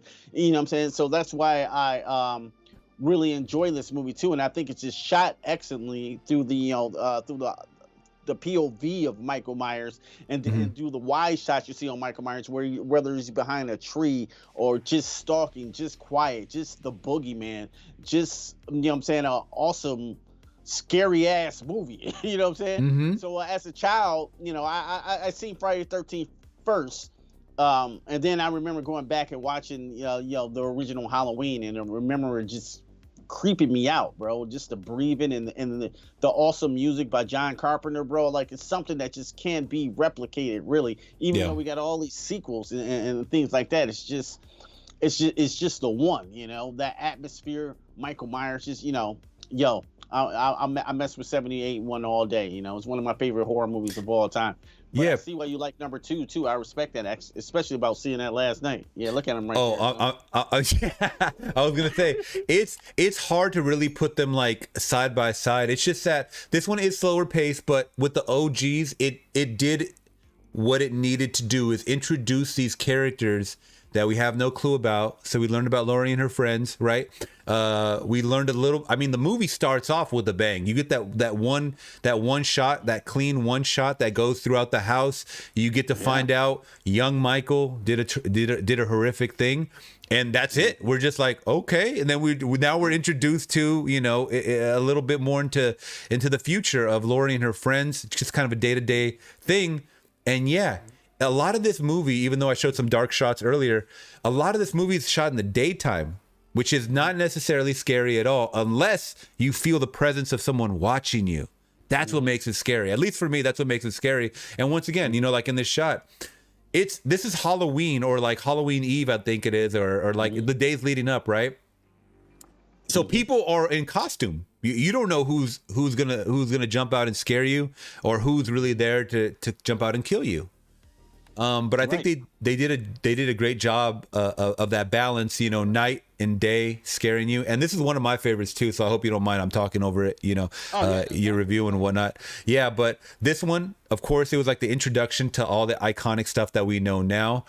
And I didn't mind that that there wasn't maybe as many kills, or they didn't show that much, because remember, they don't show that much. I mean, you got a lot of people strangled for the most part, a lot of people strangled.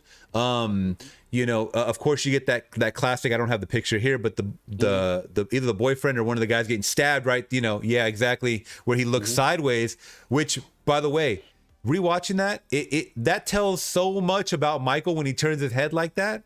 Like, he's almost like admiring the kill, like it's an art, like it's like a piece of art on the wall that he just nailed to the wall. You know what I mean? Yeah. It lets you know that there's a screw loose. You know what I mean? Yeah. And I like that. Exactly. I appreciate that.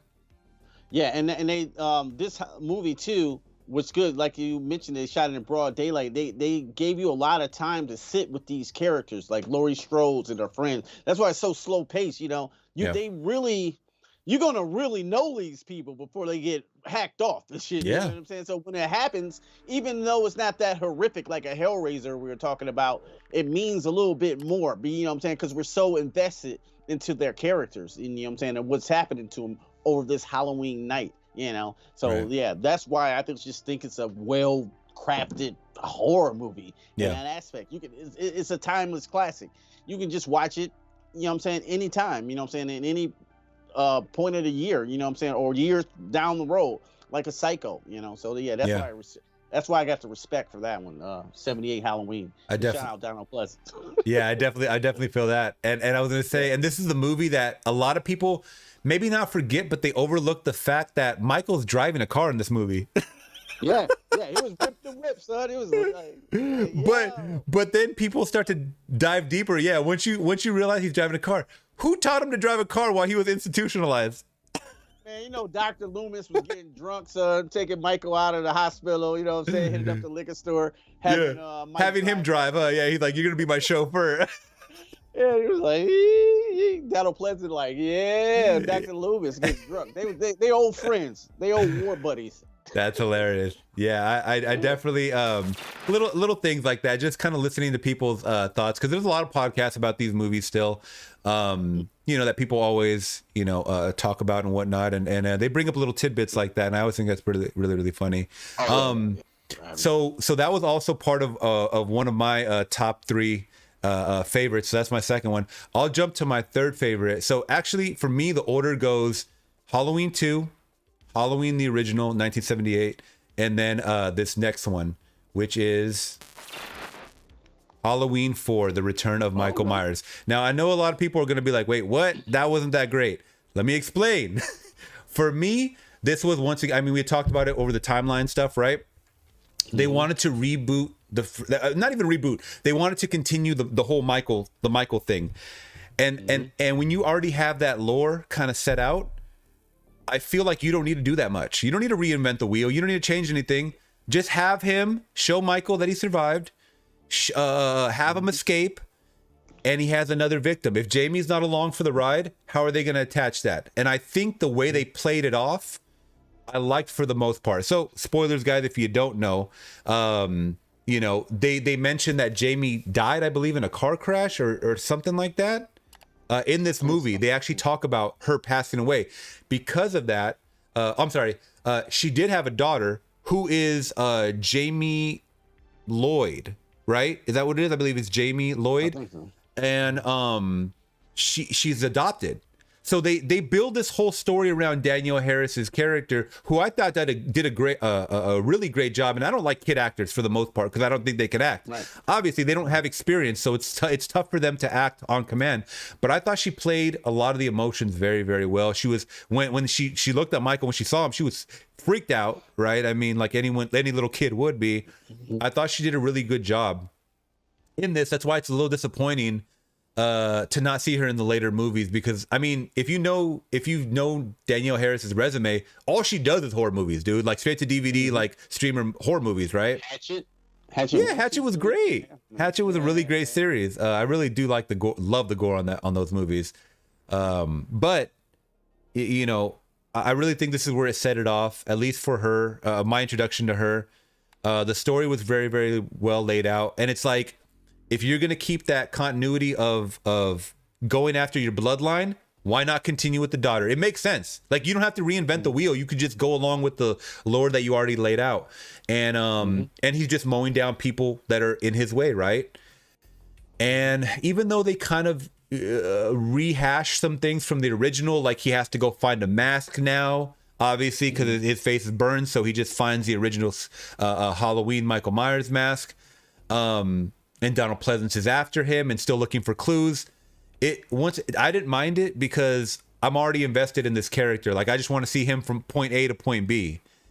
And I thought the kills were good. And by the way, they did I was listening to a podcast about this yesterday, in the long ass podcast, but they had to actually go back and do reshoots on this because this I think it was either Mustafa Akkad or the production studio. They wanted more gore. At the time, in the late 80s, this came out in 88.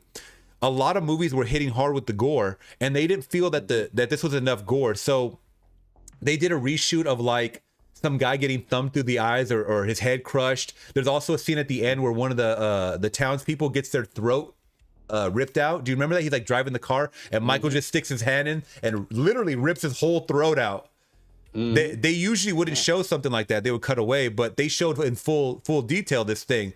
And I think that kind of amps it up a little bit because, one, I love gore, and two, you get to see the brute strength of a Michael Myers, right? I mean, Michael Myers is a strong mother, you know what I mean? Like, show that. Like, he may not look physically big in the originals.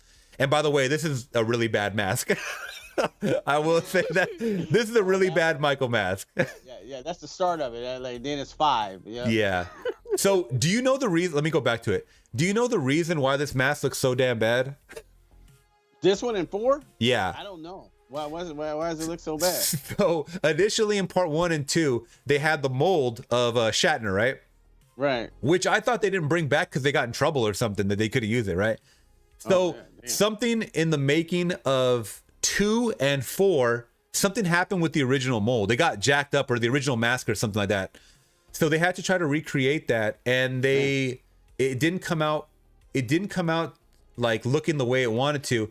And then the company that printed it, because they made multiple masks so they could use, right? The company that sent it to them, somehow the dye went from white to pink. Oh. The mask turned like a pinkish color, and the hair turned blonde, bro, like an Eminem. Oh wow. I wish I could find pictures of this because I heard it in a podcast.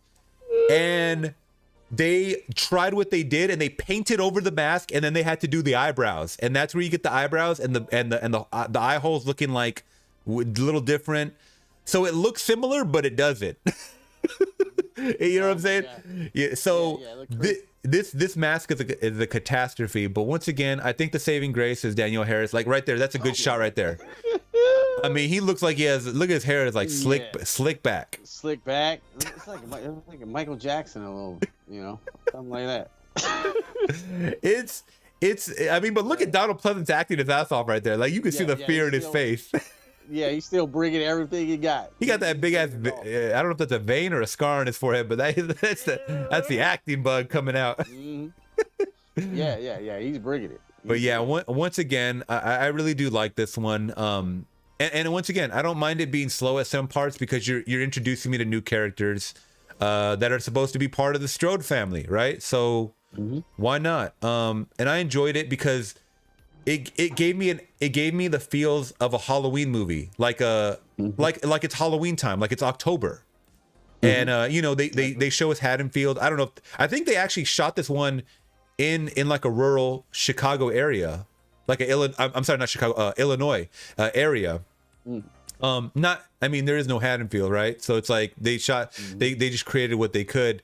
And but unlike the first two movies, that was actually, I don't know if the second movie's in Pasadena, but maybe it was. I don't know. Maybe the chat can let us know about that. Oh yeah, well, shot because like the original was shot in Cali. Yeah. Right. Yeah, the original was in California, so obviously we don't have seasons like that, so they had to bring in a bunch of leaves and make it look like it was fall time, right? Good job. Yeah, they did a good job. I mean, but this one I believe was actually filmed in Illinois, and I thought they did a good job of like Mike on the warpath. So yeah, I'm gonna say Halloween 4 for me. Yeah. Quick thing on Halloween 4. I remember, Halloween 1 and 2 when I was a kid, and then Season of the Witch was like, what is this? And then Tom Atkins going crazy. Yeah. Then I seen it like this is before the internet, so like I seen like you used to get the little video store pamphlets or whatever. They were like this, and then it had Halloween 4, The Return of Michael Myers. It was like word, and of course it was a cool cover too. Yeah. It was a cool cover. You know what I'm saying? So you hear about it in Fangoria. Michael Myers is back. So that was the main driving force for me. And it turns out to be a pretty good horror movie. You got to think about it. This is 1988. I mean, this is when slashers are really king. I mean, like, Freddy and Jason are really bringing the body count and the gore. So Mike had to step it up at that point. He had to become one of the, he had to become, he was already the GOAT, but like he had to bring the carnage and the strong, the physicality to the role, I think, at that point in 88. So like they had to bring Michael to the upstanding standards of a slasher, I guess. Yeah. I want to say around that time, Friday the 13th was reigning king, man. You remember they were dropping like a movie like every couple of years, I want to say, something like that. Yeah, every year. And they were just like upping the body count, and no one cared about the story. I mean, what the story of Friday the 13th is literally everybody going back to Camp Crystal Lake and getting killed. That's it. Yep. You know what I'm saying? So like, you don't really have to reinvent the wheel because people like those movies. They like the characters. They like the character of Jason Voorhees, and it's like what you see is what you get. When it comes to these characters. So it's like, don't think too hard. Just keep it about the central slasher, I guess, in my eyes. So one that I do remember you saying that you liked, and it was almost on my list because it's up there as well. It's Halloween 2018. So this is one of your picks. You want to talk a little bit about it? Yeah. This is a weird one. That I didn't think I would like when it was announced. I was glad they were retconning. When I heard it, like they was retconning all the other sequels. But now that you pointed out some things about the Thrawn and stuff, I thought that was tight. But like, so like this is this to there. So like this is a direct sequel to Halloween. I'm like all the ones retcon. Like let's go. Yeah. And I remember seeing it, and then like that first scene where Michael Myers in the insane asylum, his mask is off. You know what I'm saying? I kind of got chills of like, okay, we might be in for an interesting Halloween here. You know what I'm saying? And I think that film is paced really well too. You know what I'm saying? I think everything happens exactly where it needs to happen. Michael is brutal. He's older now. Laurie Strode is now like Sarah Connor. You know what I'm saying? I like that aspect. You know what I'm saying? She's like more grizzled and all about it, which would make sense. And that scene with Michael Myers going through the town on Halloween, and they kind of almost one-shot it. You know what I'm saying? He like shows up in the I think the trick-or-treater bumps into him or whatever. Oh yeah. You just kind of show him walking into these houses into a warpath. He was just on a warpath, house to house, to house. Do you remember they showed that in one of the initial trailers too, when that movie first came out? And you were like, I got a creepy feeling too, because I'm like, this is all one shot, and it makes it seem so real, because once again, it's Halloween time, everyone's in costume, so no one's thinking twice about this guy, you know? Yeah. That was my favorite. That was like one of my favorite sequences of that whole film. You know what I'm saying? And then we get a great battle between Laurie Strode and Michael Myers again, like a really good one, even better than H2O. Even though the H2O one was all right, I gotta watch it again though. But we get a good battle. You know what I'm saying? And then we get a good conclusion too with the fire again with Michael Myers. Yeah. But this time it's 2018 with him just looking up. I'm like that can't be it, right? You know what I'm saying? That can't be it. Or is it? Like, he was locked down there. I'm like, there's no way he's getting out of that, you know? And I was highly just invested in the movie, and I just thought it was fun. Some of the comedy, like the peanut butter on my penis was weird. I didn't get... That dad character was the weirdest character in the whole movie, I thought. But besides the new Loomis, that was the only, you know, that was a weird character to me. Yeah, the new Loomis was weird, too. He was a little too obsessed. Yeah. You know? Yeah, I could understand it. Like, I like the aspects of like the whole podcast elements that they threw in there, like the podcasters. I thought that was cool because it would make sense. Podcasters of crime, you know, programming or whatever would go out and interview these people, especially if it is 40 years later, to get their take or whatever. You know, ironically, they're there on the damn day that he breaks out, right? So. Yeah. But there was some certain characters introduced that I didn't really care for. I mean, the granddaughter I thought was fine, but the boyfriend didn't like him. Like the friend was probably the worst character. He was so annoying to me. The one that gets impaled through the mouth or the throat. I couldn't wait till that guy died. But you know, I could understand it because that's kind of like the Gen Z like insertion for the movie. Like, that's for the Gen Z crowd, like to relate to these characters. But they did find like a fine job. I just didn't really care for them too much. I like the sheriff in this movie. I forget, is he supposed to be the sheriff from the OG like ones that were with Donald Pleasance? Like, he's not the same actor, but he's supposed to be that same character, right?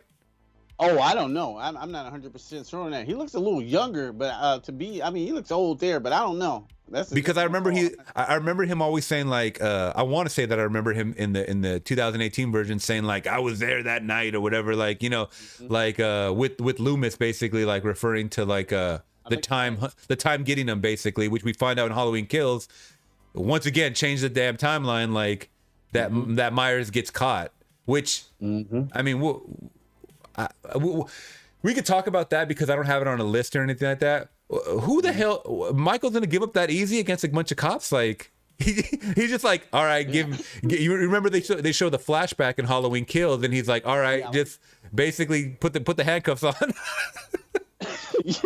yeah, that's what I was like. Yeah. He kind of gave up. I like that scene in Halloween Kills. That's like one of the parts I do like in that movie. The flashbacks are really cool because remember they showed the Loomis. I forgot how they did it. Was it like a Loomis lookalike and they like deep faked his face or something like that? No, it wasn't even no deep fake. It was just makeup, bro.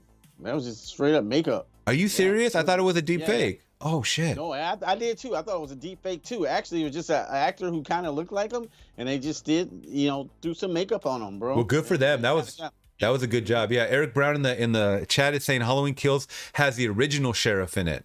Maybe in one of those flashbacks or one of the, But this, I actually like this character too. He interacts a lot with Laurie, older Laurie now, and I think they have some good banter back and forth. But once again, jumping to Halloween Kills, they literally do nothing in that movie except recover. Oh yeah. I'm like, where in the hell is Laurie? Like, okay, get over. Like, and I understand what they're trying to do too. They're trying to make it like the original 1 and 2, where like it's like one night, like all in one night type of shit.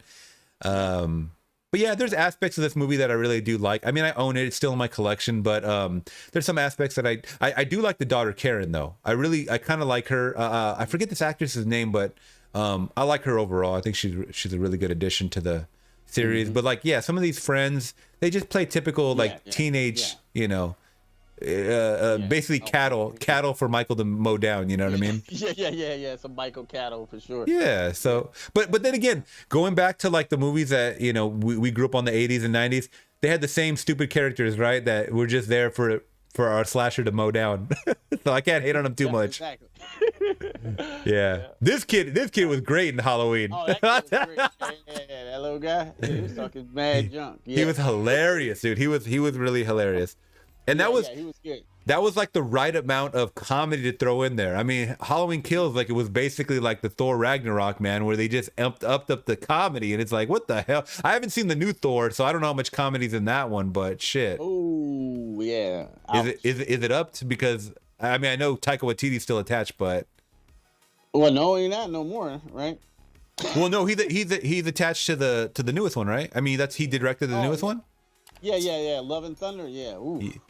But I heard it was yikes. I still might watch it for the channel. I mean, that's the only one I haven't seen out of the Marvel movies so far. So why not? You know. But all right. So overall thoughts on what do you? So you said you wouldn't rank this in your top. You put this like in the top 3 or something, right? Yeah, I probably put this at I guess like 2. I guess if I got 3. Yeah, cause you have one more. Yeah, that's on the list. Yeah, the podcasting aspect of it, like I understood it, but I kind of didn't dig the direction that they went. I mean, they just were kind of the first victims basically to get mowed down. And you know, for some reason I never understood that scene where Michael just kind of drops the teeth over the bat. Yeah. Why would he do that? But then again, why would he do a lot of the shit that he does, like prop up dead bodies, like so people can find them and shit? Where did he find the time to do this? I don't know. He brought like full gravestones to somebody's bedroom and just like put it there. Judas Myers, like he's a weirdo. You know, I don't know. Not to mention, like, what is the gravestone? Got to be a couple 100 pounds. Like, yeah. Like, how do you carry that? You know what I'm saying? You know, I know he drove it over there, but carried up the stairs. Mikey had strong knees. Yeah. Strong core. Yeah, for sure, man. And then, so Halloween 2018 was one of your favorites. So we already went over my 3. So let's just jump to your last favorite that you had told me. Was it Halloween 2007, which is the Rob Zombie one, right? Yeah. Okay, now this may be a hot take, but let's go over it. So, I'll let you take it away, and I'll give my thoughts afterwards. Yeah, like this movie, I don't hate at all. Like I guess now it gets a lot of bad rep, but when I seen it, especially after the Munsters, huh? Yeah. I still haven't watched that yet. I'm just like afraid to. You know what I'm saying? Like I don't know. But this one got a bad take though. But I don't think the film was this bad. But I will say this, that a lot of people will say they do take the scariness away from Michael Myers after you know his background coming from this, this white trashy background, and he's in a hospital. But I do like the aspect of us seeing more with the doctor and Michael in the hospital. You know what I'm saying? I thought that was kind of good. You know what I'm saying? To see, because he's been in the insane asylum ever since he was a child. Yeah. So it has to be some type of story in there. You know what I'm saying? So I was really happy to see that story. You know. Even though I think it explains too much, but you try to sympathize with Michael, but then when he starts to kill people, it's just off the chain. And what's good about this movie, it's a long ass movie too, because you got that whole first act I was talking about with Mike in the hospital. Yeah. And then you got the second act of the movie that's almost like the original Halloween. And then you got this whole long third act with Danielle Harris in there. I think the kills are brutal. Like was she in this first one or just the second one? I forget her in the first. Oh, I forget. I forget when they showed her in the first one, but I definitely remember her in the second one. Yeah, and look at those crazy sets that Michael was. Look like how big he is and how like brutal he is. I just thought that was cool. Like I think even Rob Zombie said this is a novel of the Halloween franchise, and I agree with him. Yeah. This is definitely a novel. You know what I'm saying? That Big Joe Grizzly bitch is in here. You know, he gets his suit. You know what I'm saying? And dons the mask. I thought the mask looked crazy, but it looked kind of cool. Definitely not like Halloween 5 or 4 mask, and you know what I'm saying, it looked kind of menacing and scary. This movie is actually one of his better movies, I think, of Rob Zombie. I know that's not the hot take, and it kind of, you know, takes some scary away from Michael Myers, but I still think he was definitely a menacing presence in this movie, and it's paced well, even though it's long. So yeah, I dig this. I got it at number 3 on my list. Hell yeah. No, and once again, this is, believe it or not, this is actually higher up there than I think a lot of people would think that I have this higher up there. I like I understand the Rob Zombie verse, like as far as like his style of writing. He likes to it's weird to say like keep it real, because I don't know any freaking people that talk like this, but maybe in certain parts of the country or whatever, this is the way people talk, at least to him. You know what I'm saying? So he has his band of misfits, the Sherry Moon Zombies, I already forget his name, but the characters like from Devil's Rejects, and yeah, Sid Haig, rest in peace. But like, what's the other guy's name? The long hair one. He always had him in all his movies, and he was like in Texas Chainsaw 2. He played, that actor. Yeah. So he's also like in 31, and like I can appreciate his movies.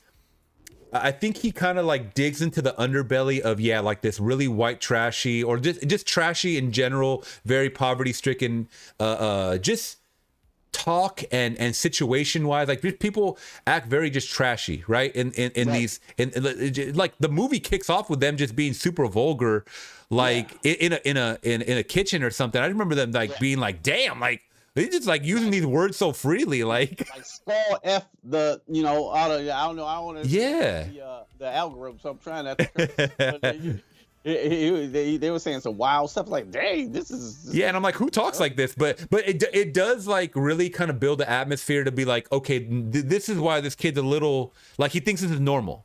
Like he thinks this is normal talk. I did appreciate that they spent more time with Kid Michael. You know what I'm saying? Like this kid right here, wearing the mask, wanting to hide his face. You can obviously see he's different. Like he's not the norm. And that's kind of cool, because in the original, they just showed him kill somebody. They take off the mask, and then that's it. We don't see anything else from him. In Halloween 2, the 1981 version, they do have a little flashback sequence. And I totally forgot about this, where Laurie's talking to him inside of an insane, since you saw it recently, Laurie's talking to him inside of an insane asylum. You remember that? Like a little flashback. It just shows Michael like on a chair in a white room. Dog, yeah. I think I just watched it last night. Probably so. But it happens for like 5 seconds. Like Laurie walks in, she has like a little doll in her hand or something, and she says like they're like little kids, and then like Michael looks back and he's like a normal kid, but he's like institutionalized. You know what I mean? Damn. So that's the only reference they show of him like later in his years. Like I mean like preteen years or whatever, right? Okay, yeah. So I like this Halloween. I like this Halloween movie.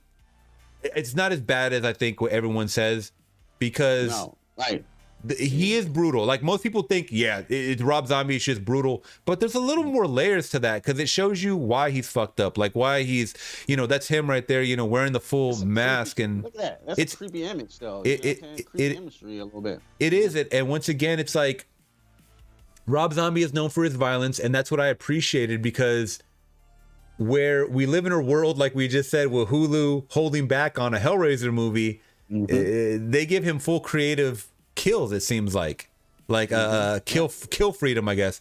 Now along the way, there is Danielle Harris right here. She's right here in this pic in the back. I'm sorry. So but for the majority, you know, the surrounding characters, the Malcolm McDowell Loomis is a little bit too eccentric for me. But what would you take on the Loomis in this Rob Zombie verse? Yeah. Right there, he's right there. Yeah, he's a eccentric little metrosexual there. Yeah. That's cool. Yeah, he's basically like I don't know if it's in this one or the second one, where he's like, Michael Myers is fucking dead. Everyone keeps bringing up Michael, and he's like, Michael is fucking dead, and but he's just like really eccentric, and you know, I really enjoy. I mean, probably the best use of Sherry Moon Zombie, because she's not all over the top like he wants to throw her in every single damn movie, and I just don't think she's a good actress. But in this one, she's fine. Like she's okay, you know. And then like you said, Michael, he how Michael got that big, I don't know, man. He must have been eating his Wheaties in institution, but Picking up gravestones and putting them in people's bedrooms. That's what he was doing. You know what I'm saying? Yeah, that's how he got strong. And why did he have to kill Danny Trejo, man? That was his only friend in the damn mental institution. Yeah. What was the point of that? Danny Trejo was cool. Yeah, he did a good job of that. I forgot Danny Trejo. He did a really good job of that role. Yeah, but then again, immediately I thought afterwards, okay, Michael doesn't befriend anybody. Like he's just evil. Like, you know, he's evil, and that was a kind of a good display of showing that. You know, but yeah, this try to throw some sympathy there. You know what I'm saying, for so you'll feel sorry for him. Not in the in the 2018 I think trilogy. It's nothing there. You know what I'm saying? It's the boogeyman. There's no empathy to feel for Michael I think in the newer trilogy. Now in the Thrawn one, I guess we can talk about that too. But yeah, which one? The movie's not bad. The Thrawn trilogy 4, 5, and 6. The Thorn Cult. Yeah. Okay. This is I forgot about he dressed up as a ghost too. So there was a lot of homages. Yeah, there was a lot of homages to the original too, but I liked a lot of I think a lot of people thought it was too much spending with him in the institution, but I thought it was good. That was a different aspect of it, which I liked. Mm-hmm. You know, he paid a lot of respect to the original. I gotta give him that for that one. Now, like threw his own little twist on it. Of Rob Zombie's part 2 is just unwatchable. I think that's one of the worst horror sequels of all time. Period. Like it's up there with Freddy's Dead to me. Like that movie is just garbage, bro. It was just trash. So let's get into it. That's a good segue. Halloween 2, and we're talking about Halloween 2, 2009. I don't know who made this graphic, by the way. I just found it, so it looks super photoshopped. He's over there in the pumpkin field. What the hell is happening? But this is the only banner I could find that says Halloween 2 from the Rob Zombie one. But so let's get into it. Halloween 2. What the fuck happened? Drop the ball, man. I don't even know what was going on in that movie, bro. I don't even. Octavia Spencer's got killed really brutally though. That's Jesus. She got right? I was like, I felt like I couldn't watch this because it seemed so damn real. Yeah, like is this gonna stop, yo? Like, why is it so long, bro? It's like 10 minutes long of Octavia Spencer getting stabbed in the head by Michael Myers. Other than that, bro, I couldn't tell you what went on in that movie, bro. Yeah. It's dream sequences of his wife and the horse and what? And what is going on? And by this time the mask is like fully. I think at the end of the movie it fully deteriorates, like it falls apart. He becomes like a homeless guy, like a full beard. He's just like a vagrant just walking around. This character really annoyed the shit out of me. The main girl, she just becomes like a whole different person in this movie, like very cocky and just like I don't know. I just didn't like her character. And I gotta rewatch them once again. I gotta force myself to rewatch it. There's Octavia Spencer. Yeah. That was the best scene. Had to do it to her. Yeah. But Dash, she might have been the best part. Yeah, she was the best part. Yeah. This is one of the worst horror movie sequels ever. Like in horror sequels, period. It was pretty bad, man. This one. It was pretty bad, man. Yeah. And then you have once again Loomis trying to capitalize off the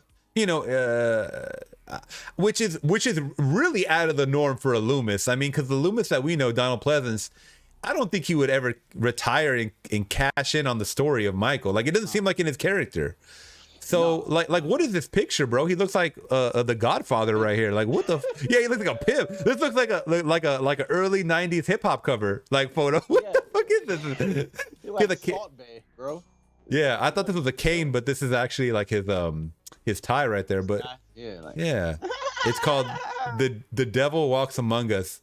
Is the name. The true story of America's most notorious serial killer. And then right here, Michael saying, "Why am I here?" What the fuck? He has all kinds of these little subtitles. And then there's another subtitle right here. He was born to kill. So you have a lot of just text everywhere. And then you have Michael and them looking up at it. You have family. Yeah, you have kid. I don't remember none of this. Yeah, you have kid Michael. You have the mom, and then you have adult Michael. What is happening in this picture, bro? I don't even know, bro. I don't even know. I don't remember none of that, bro. Like this is crazy, bro. This is beyond crazy. But like, yeah. Then they got Loomis pimping. That's not even his character. Like, bro, man, really dropped the ball. Yeah, in what world? I mean, Universe in the chat is saying that pic looks badass. But like, who would? Oh, this is the scene right here by when Daniel Harris's character gets slaughtered too. By the way, like, did she die in the first one or no? there's Jazz in the second one. What's that? This is Kills. Oh shit! I mean, not Kills. Oh, Halloween 2. I'm sorry. Yeah. I thought she got died in the first one. But No, I remember think she gets. messed her up. Yeah, he chases her through the house and he's like slashing her, and then I think he kills her in the bathroom or something. Or your camera kicked out. Oh yeah, sorry. Let me put my battery in. Are you Keep good? Going. Yeah, so this is when Danielle Harris unfortunately does get killed. You know, we grew up on her with 4 and 5 and whatnot. So the fans, I don't know if the fans were like, this is enough like fan service, but I mean, she was in the movies, you know, and that's what I kind of appreciated. But yeah, I think they could have done her much better. But yeah, I remember Danielle Harris getting killed in that. I might have watched it once. Yeah, because remember the sheriff, her dad is like, he's like, oh, Annie. It's played by Brad Dourif, the guy that plays Chucky, the voice of Chucky. Oh, okay. Yeah, he plays her dad, the sheriff, and he just kept saying, oh, Annie, no, Annie. And it was like some really bad acting, man. But yeah, look at another Dr. Loomis pimp shot, like right here, him drinking, and I don't know what's happening. I just don't like Malcolm McDowell for the most part. I mean, I loved him in Clockwork Orange, but not in this. Oh yeah. He's not that good in this. Yeah. But yeah, at the end of the movie, Michael is turned into a superhuman homeless man, and I can only imagine what it smells like when he takes off that damn trench coat or whatever the fuck he got underneath there. But it's got to smell like death. Pure death. Yeah, pure death, man. And I think there's even like a scene. I think I got a picture of it. It's some cool ominous shots and whatnot. I got to rewatch it, like I said, because I'm sure I'm all like some aspects of it, maybe the cinematography. But oh yeah, there's Danielle Harris right here. I don't know if maybe she did live because it shows her in the hospital, but she got slashed up pretty bad. I could have sworn she dies, but. Yeah, she must have died in 2. See, I thought she died in 1 because I might have seen that one once, bro. Yeah. Halloween 2. I did not like this Michael mask, man. He looks like he has dreads in this picture. I don't know if you can see that. He looks like he's a dreadhead, man. What is that? That's the blood bag. What is happening, bro, with this shit? So, you know, and then of course he's towering. He's towering. There it is, the picture. He's picking up a car, bro. Why? It's like the Hulk. He just hulked out in this one, I guess, and that's it. What was he thinking? I remember Rob Zombie saying like he was trying to ruin his chances for a sequel being made, so he did it. Made a super bad. He did it. Well, good. Congrats. Congrats. So what's the thing on the monsters? Were you just trying to ruin the monsters' legacy name forever? Why'd you make that too? Like, I don't know. Yeah, Halloween 2009 has definitely got to be up there for the worst. Worst ever. I mean, this is in no particular order, guys, but we'll jump to one of my I don't know if you named this, but this is definitely up there for me as far as one of the worst, and I'm sure you know what it is. Resurrection. Gotta be Resurrection, because trick or treat, motherfucker. Trick or treat, motherfucker. Probably some of the worst writing I've ever seen in this. Let the dangertainment begin. Dangertainment. By the way, in case you guys have no clue what we're talking about, this movie's premise in a nutshell was them returning Busta Rhymes and Tyra Banks, I guess, are like producers on this show or directors on this show called I don't know if that's the name of it, but the production company was called Dangertainment. And they, you know, recruit some college kids and from believe it or not, Haddonfield University. That's what it opened up, because I looked at the kill count. I was like, what the Haddonfield University? They stepped it up. They went Haddonfield University. So I was like, all right, cool. They got a university there. I mean, I wonder what their mascot or whatever it would be or whatever, you know. But yeah, Michael Myers just dancing, or a big old knife just with legs on it or something. I don't know. But Dangertainment is recruiting all these college kids to basically start. This is kind of like a first of its kind, like a live streaming, either a show or some kind of program where they survive the Myers house, right? which is kind of a cool concept, but the way it's executed is really just bad. It just feels really dated. This doesn't even feel like a 2002 movie. I thought it was the late 90s. Yeah. If I'm being completely honest, it just gave off that. I mean, come on, look at this. I mean, this is Busta Rhymes, by the way. This scene right here is Busta Rhymes, but it's supposed to be the same mask, the exact same mask that Michael wears. Terrible. Oh, let me zoom in on this, by the way. Bro, danger. This is Dangertainment at its finest. Bro, what is with the hairline right here? Yeah, that's like this lace front, son. You see the stitches in this lace front. He got that Beyonce lace front, son. Yeah, Universe is saying they're doing a reality show at the Myers house for online. Yeah, that's what it was. Which is, it's kind of cool because, I mean, I don't remember any movies talking about like live streaming back then. I mean, we're all live streaming now, right? We're doing that right now as we speak. It was ahead of its time. It was ahead of its time. If you kind of think about it, you know what I'm saying? But like, this is the Real World era. You know what I'm saying? This was when Real World was coming on TV. Big Brother, like Big Brother shows like that. Brother, all that. That's true. You know what I'm saying? What's that show with Mini on it? Was that Big Brother? Oh, was that he was on another show? Like probably, yeah.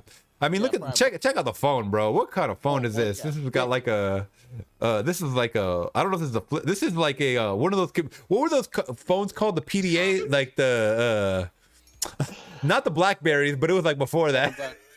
I know what you're talking about, bro. Yeah, like they used to have like a Microsoft Outlook on there and shit. Excel, Windows Excel.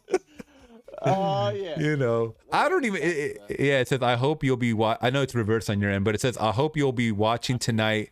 Deckard later to say, yeah, there was a lot of subplots about like some hacker liking this girl, so he helped her out along the way, and he was watching.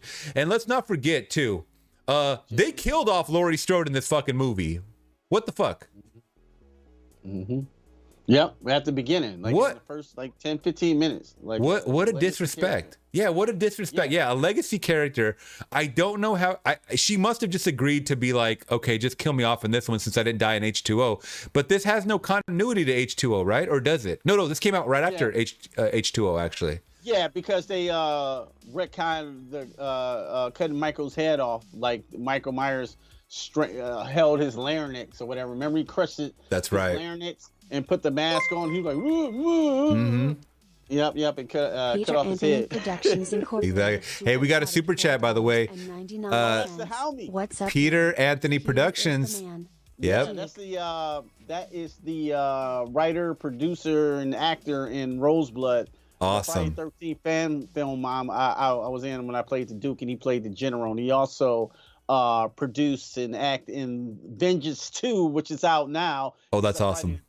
Vengeance 2, Friday 13th fan film starring CJ Graham and Tom Matthews. That's online right now for free on YouTube. You can watch it. You know, shameless promotion, but it's you're good. I'm gonna check that out afterwards. Yeah, right afterwards. So he said, body count is crazy, bro. Is it? It's crazy. And talk about some creative kills, yo. Vengeance 2 has definitely some creative kills. I just put a review on my channel as well on it. So, okay. Yeah, it's wow. Yeah. These are very cool. We're friends. Shouts out Peter Anthony, man. Productions. He said, "What's up, man? Q is the man, the Duke." So we got the Duke right here. Duke. For sure, man. I meet the real Duke this Saturday or Sunday. Oh, really? Yeah. Yeah, I remember. In the costume and you know what I'm saying, the hat, and get some things signed and some other things too. Jason Goes to Hell, one of my favorites. No, I'm kidding. Oh.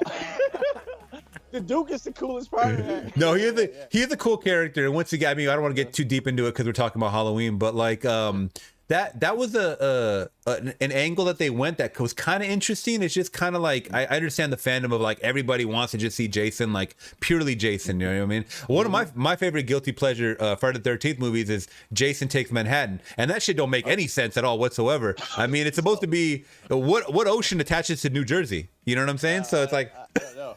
He just stole that bitch. He just wrote it. You know? It's like let's just end up in New York somehow. I don't know, but.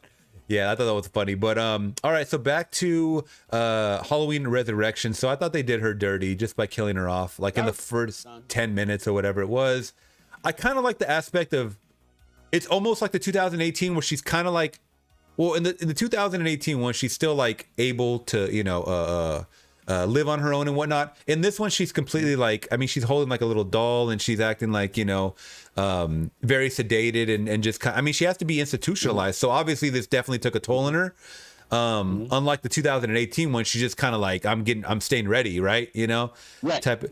But she kind of feels helpless in this one. But it's kind of a trick because she tries to trap, from what I remember, Michael like in a sling or a noose or something like that, and then was she taking the pills? Like she was taking the pills, but she was hiding them and keeping them. I think she was hiding them in that doll. Yeah. Yeah. And then she ends up trying to get the upper hand on Michael. He ends up killing her, just stabbing her, and she falls to her death. A very like not disrespectful, but it's like, a lame way to kill her off, I thought. Yeah. She kissed Michael in the mouth like some kind. That was weird, right? Wasn't that a little weird? Yeah, it was weird.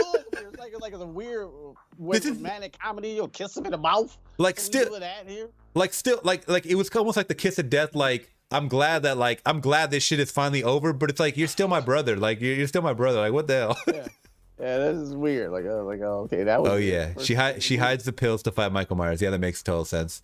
But yeah, it's Dangertainment, man. It was just a completely forgettable. What is she doing, by the way? We watch her, and my girl watches Dancing with the Stars, and she's like the host right now.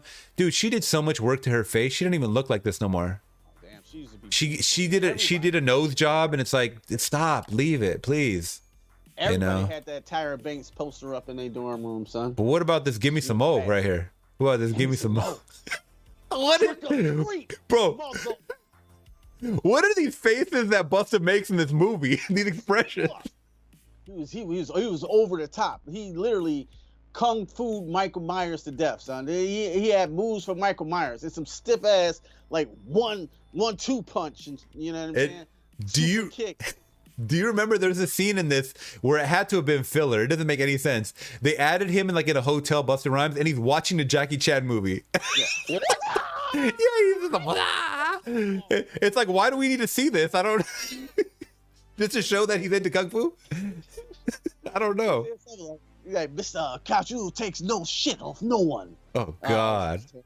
Yeah, and then we get a cat. I really have to rewatch this one and just like laugh at it. But I remember the cast being let me go back. This guy was in every single movie back in the day. You remember this guy? Yes. That guy. Bro, this guy was in every single damn movie back in the day. Yeah, that's the Save Your Last Dance guy. Yeah, we know him. I think he's actually gonna be. I could be wrong, but I think he's gonna be in the new Emmett Till movie. Oh man, yeah, you might be right.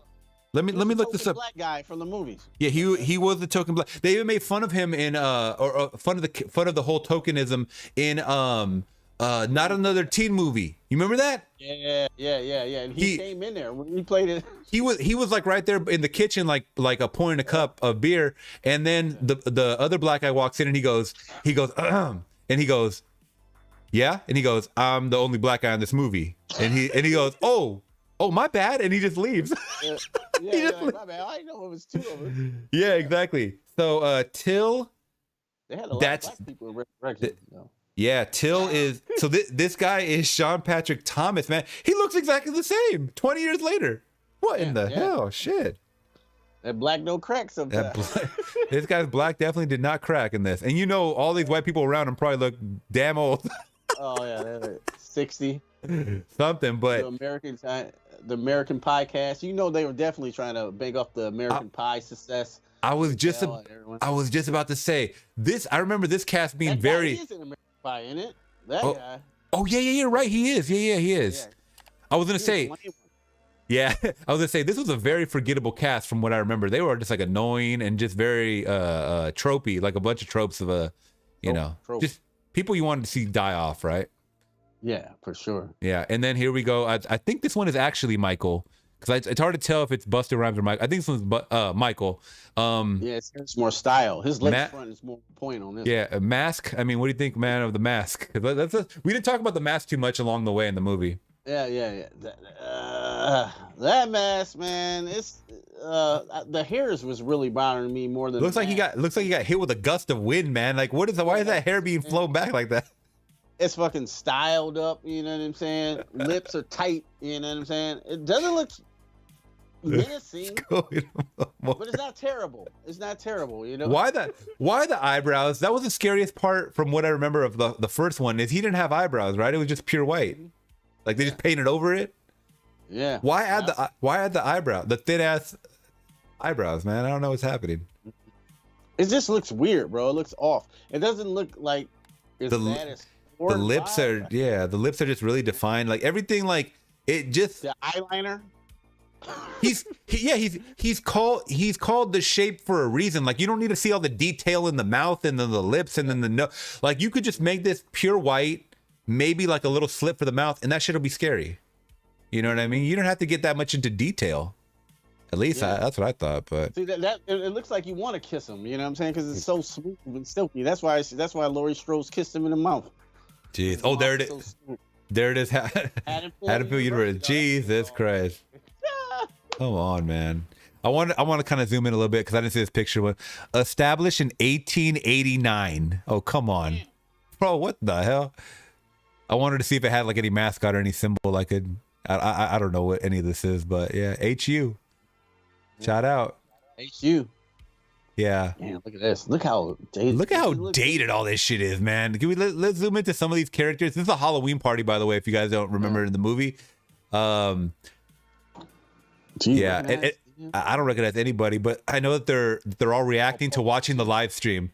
And by the way, this is you got remember these two characters from Pulp Fiction? Pulp Fiction.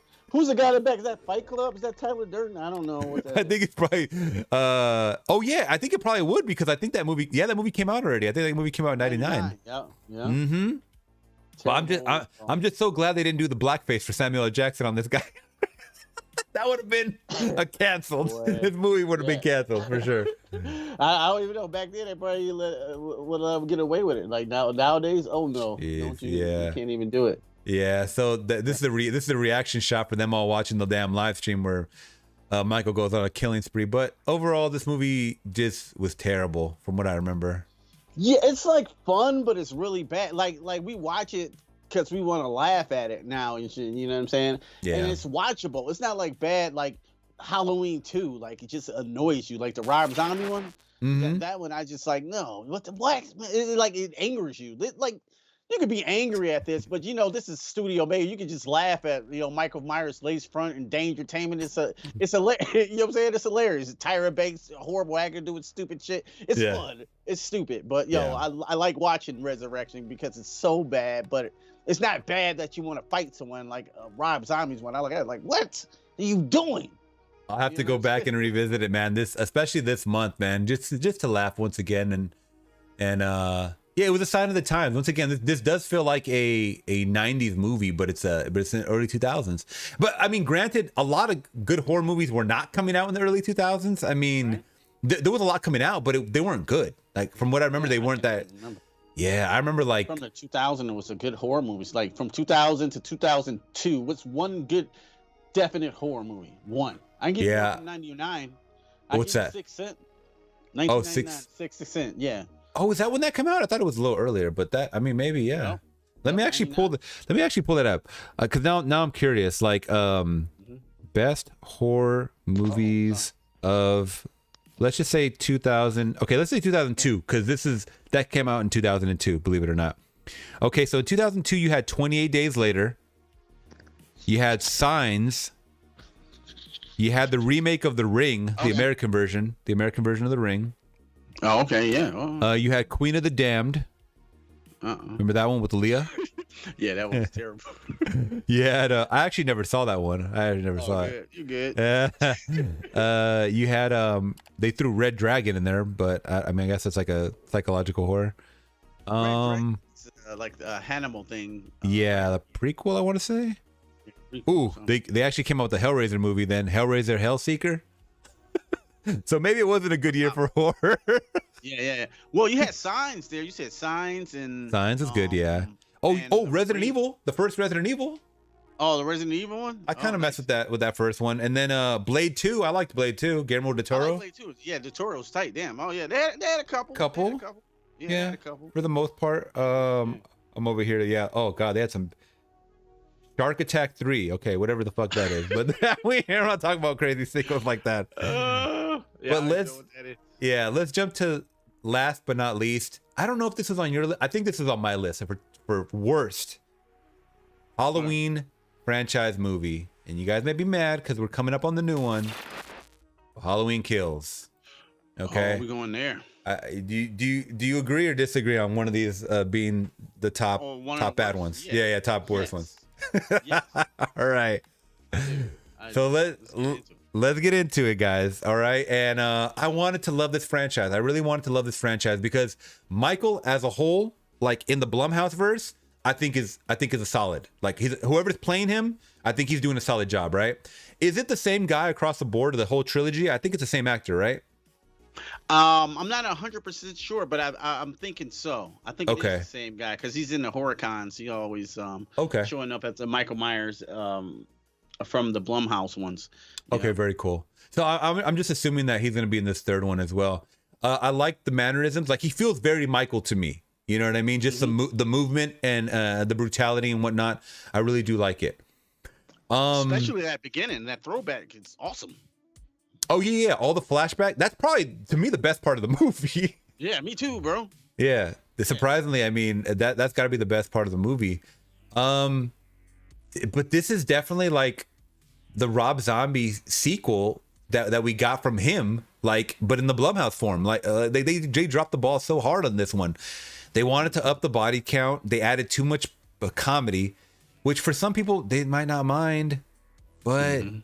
You know, I don't know. Let's just get into it. So, once again, leads off directly off of the 2018, where we find out that he's not. I mean, we saw all this in the trailers too, so it's not too much spoilers. But you know, he fights a bunch of firefighters that go in to save him, which I thought was kind of a cool idea because firefighters would respond to a fire, right? You know, and then you see Lori and her family like yelling, "Don't let him out! Let him burn!" Right? Kind of cool because that was like the first teaser. That was the first teaser trailer that we got, and people were hyped. They're like, "Oh shit, he's gonna get out!" And you know, he's fighting firefighters. Why these firefighters are not fighting back? I have no clue. They're just standing there like frozen. Yeah, and he had the jaws of life on one guy, and one guy just stand there taking like this. Got the jaws of life, son. You know what I'm saying? You might want to, you know what I'm saying, back up. But that's an ultra cool scene, though. You know what I'm saying? It's a super ultra cool scene. It does kind of set it off. It does kind of set it off. I won't lie. Other than the flashbacks in that scene, you're kind of like you're ready, like you're on edge, or like, oh shit, this is about to be, you know, another banger.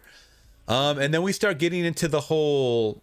The evil dies tonight. You know, it's Halloween night once again. Well, actually, this is the same night. I'm sorry. So it is still Halloween night. We get our side characters introduced. This is when they start bringing back like all the fanfare, all this fan service, right? Of like the older nurse. She's in it. They even bring back. Well, it's not Tommy Doyle. It's like what is it? Anthony Michael Hall. Or Anthony. Yeah, that's the actor who plays Tommy Doyle. Yeah. Right. Anthony Michael Hall. Yeah. But then they do bring back the original girl from the original Halloween, the daughter there, Lindsay. I remember her name was Lindsay. I don't know what the actress name is. She's actually on a. My girl watches it. Yeah, my girl watches it. The Hollywood Housewives or whatever, the Real Housewives of Hollywood or something like that. Which I think is cool. Yeah. It's really cool though that they kind of brought that fan service, but then they do nothing with it. They do nothing with it. That's the main part of this movie where it drops the ball completely. You know what I'm saying? They brought all back these legacy characters, and that went nowhere. Even with the Evil Dies Tonight of them jumping Michael Myers, I just didn't film it. That's where the movie falls apart to me. That's the exact moment when the movie falls apart because it had a strong first act with the firefighters and then a lot of kills. Flashback. I thought that was cool, and then I did like let's go here. This one was brutal. This one was almost like the Octavia Spencer one. Yeah, bro, it was dope. And then we were talking about earlier how Michael Myers is observing his work, like when he was stabbing her like this, and he would look like he was treating like almost go like this. Yeah, like a picture. And he'd grab another one. He was treating I love that part. Yeah, I don't know what's up, Spooky. She just entered the chat. But yeah, I think she was either her or her husband was getting treated like a pin cushion, man. He just kept putting all the knives that are on the wall. That's what I'm talking about. Yeah. Yeah, and then he stabs her, I think, with like a fluorescent light bulb or something in the neck, and just lets her bleed out. I'm like, this is we're getting the Rob Zombie Halloween right here. I like that shit. Yeah, I did. I really like those kills. I really did like the kills, but then like the movie just falls apart. It falls apart because all this happens like in the first like 30 minutes. All this happens like in the first 30 minutes, you know. Mm-hmm. So that's kind of where they dropped the ball a little bit on this sequel, and then the Tommy Doyle character was so goofy to me, man. Yeah. Mm-hmm. And this actor is not bad of an actor, but it just didn't work for me. I don't know. No. Tommy Doyle didn't work. At all. That's Anthony Michael Hall. Yeah, he was in Weird Science, a little kid. You know what I'm saying? He's a great actor, but like here, he was just underwritten. You know what I'm saying? They didn't write him well. And a lot that goes for the rest of the town people, or even Laurie Strode's in this movie. Like you said, she just stays in the hospital and does nothing. So like nothing. Like you know, if she's not gonna fight Michael Myers in this movie, at least do a little something with her. I mean, she did nothing in the whole movie, but talk to the cop. And then like know. They're trying for that bonding moment, but it just didn't work for me, man. I don't know. This movie drops the ball hard. You know, started kind of strong though, but drops the ball hard. You know. Yeah, there's that whole third act. Yeah, no, I agree. There's that whole middle section, the second act of the middle chunk of the movie where they're in the hospital just really rallying the troops, and then they start going after someone they think is Michael, which does not make a lick of sense. This person looks nothing like Michael's stature would be at all, yet they're chasing him. And I understand it's the mob mentality, right? The horde mentality of like, we have to point the finger at someone and it's going to be this guy, whether we have proof of him being Michael or not. And it ends up being really sad because of what happens to that guy. He ends up jumping off the damn roof or out the window, and a really gruesome kill, by the way. Like, I was like, God, like he just like splatters basically. Yeah. And I was like, I felt bad for him. Yeah, me too, dude. That was messed up. Yeah. Yeah. So had an iron. Remember that lady with the iron out there? She had the iron out there to fight Michael Myers. Oh God. Yeah. We'll talk about the ending in a second, but they bring back a bunch of characters I did not give a shit about. This boyfriend I did not give a shit about. Like, he finds the sheriff. Okay, who cares? Like, they're just throwing him in the hospital again. A lot of useless shit in this movie that could have been ironed out, because we want to see, like, you're gonna have a mob. Okay, cool. Go have him find Michael in the streets. Michael is not, going to the hospital. If he does, have a couple people there. You don't have to have the whole damn village, the whole town in the hospital. It doesn't make any sense. Here's the nurse character, by the way, that they bring back and they kill in like 2 seconds. By the way, yeah, look at that. Jeez, look like she was sucking on a lemon or something. I don't know, but man, by the way, one of the stupidest kills. There's a couple. She's dressed like a nurse. Remember, she's firing the gun at Michael, and Michael just kicks the door, and it hits her, and shoots herself. Oh yeah. One of the gotta be the worst kill. Like, I think there's like a Razzie Award or something for like worst kills or something. That has to be one of them. I think it's called like the Have you heard of the Darwin Awards? I have heard of the Darwin Awards. Definitely heard of the Razzies. Yeah, well, that's more a movie form, but the Darwin Awards are actually real life awards given to people that died in stupid ways. Damn, no. So no, I don't know about that. Yeah, so I believe it. Someone could correct me, but I believe it's called the Darwin Awards. So that woman would have died she would have gotten given an award, because how does that happen? First of all, like scientifically, how does that happen? But I thought it was. I thought it was these guys right here. This guy is a comedy actor, which I've seen in a lot of other movies. He's the one that plays. He's in the gay couple in his new house, in Michael's house. Remember? Yeah. I think his name is like Big John or something, or Little John. Remember Big John, Little John? Yeah, Big John, Little John. Yeah, their sequence was actually not that bad. It was funny, but it went on way too long. I thought it went on way too long, because it's like, okay, we get it. Like, it's cool that you put somebody in Michael's house, because that's what they would do. Property, haunted or not, like they would fix up this house and sell it, right? If it's a prime location, why not? Yeah, yeah. I mean, look how many damn Amityville movies they made, and there was cursed houses left and right, and they kept selling that damn house. Amityville, yeah, for sure. Those movies got it way out of hand now, bro. Yeah, so it's like another flashback scene right here. I appreciated the flashbacks, but just too much. Eric Brown in the chat is saying Charles Darwin would tell you it was because of natural selection. Yeah, so I mean, if you believe in that natural selection, then yeah, for sure. But people do die in stupid ways sometimes. I mean, by their own account or not by their own account. Just die in wild ways. But the kills were brutal in this one. They were amped up. I mean, the boyfriend, spoiler alert, does die. He gets his head twisted off, which is like probably the most brutal kill I've seen. He just kept stepping on his neck and his head. I was like, God damn, But yeah. And here's Michael. Here's Michael getting taken in by the cops, bro. What is this? Like, this is the weirdest looking scene This looks like a video game cutscene. You know what I mean? Like. Yeah, Michael has guns drawn on him, but like Michael in this universe would be like, okay, what? I'm just gonna walk away from this. Yeah, he wouldn't get that close to police. He'll just turn and he'll be out. Yeah, that mask looks really good though. Look how good that mask looks. The mask does look really good right here, and once again, I can barely see any eyebrows because there ain't none. You know what I mean? It's clean, yeah. And smaller eye holes too. I mean, we didn't get no big ass Halloween Resurrection eye holes, where you can see the whole skin. Yeah. The whole iris, the whole lace front is pushed back. You don't look like Rob Stewart, you know what I'm saying, like from Resurrection.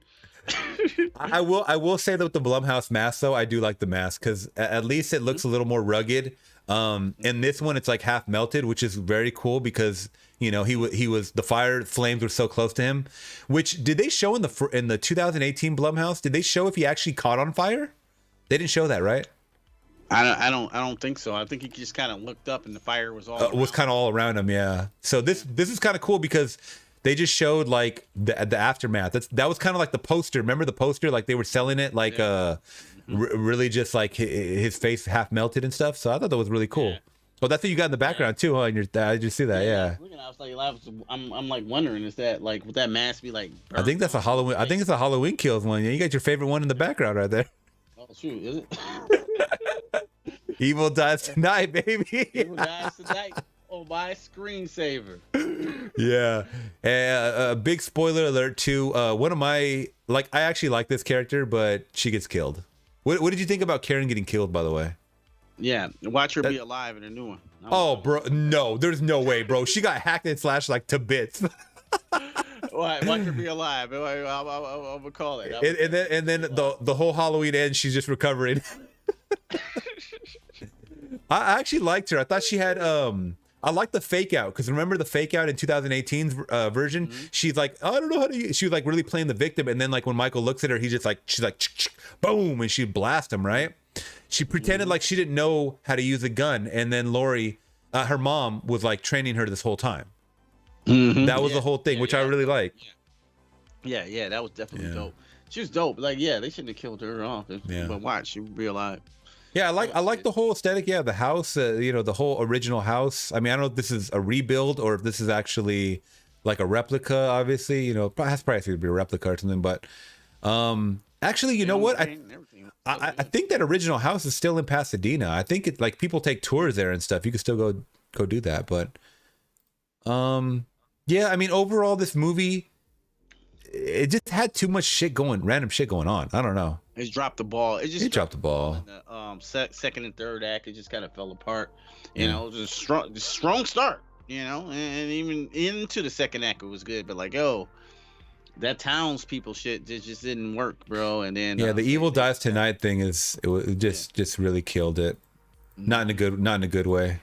I was gonna go back to Tommy Doyle's crazy looking ass, stupid face. Yeah, stupid face, man. This Evil Dies Tonight, bro. When he said it more than once, I was like, you gotta be fucking kidding me. That's a joke. Boys tonight. So stupid. Like, no one believe you, bro. Yeah, that's wild. What's up, Derek? Derek's in the building. From Pinhead. He's like Pinhead there, like Doug Bradley there. Oh shit, they could have got him to do that, huh? Yeah, Yeah, he definitely looks like he's seen some better days, man. I'll tell you that. I mean, has Michael been haunting his nightmares this whole time for 40 years as well, or what? Yeah. Look at those circles under his eyes, son. Yeah. Yeah. He sleeping. Universe said, didn't he die with that baseball bat? I think he did. Didn't Michael hit him with the baseball bat? I think so. Damn, man. Here you go with your. He wanted all the smoke, the whole town at the same time. Yeah, he's like, oh, by the way, one of the dumbest endings I've ever seen in my life. I mean, I understand these are fiction movies, but do not set it up like Michael's about to get his ass jumped and then he just whoops everybody's ass. Like, do not set it up like that. It just pisses everybody off. Yeah. And then, by the way, I mean, we could talk about it since we're already talking spoilers. Michael getting stabbed basically in the brainstem. How does he come back from this? Now we know Michael is not. To me, I'm thinking at this point Michael is supernatural, because in Halloween Ends, it's already confirmed that it's 4 years later, 4 years after the fact.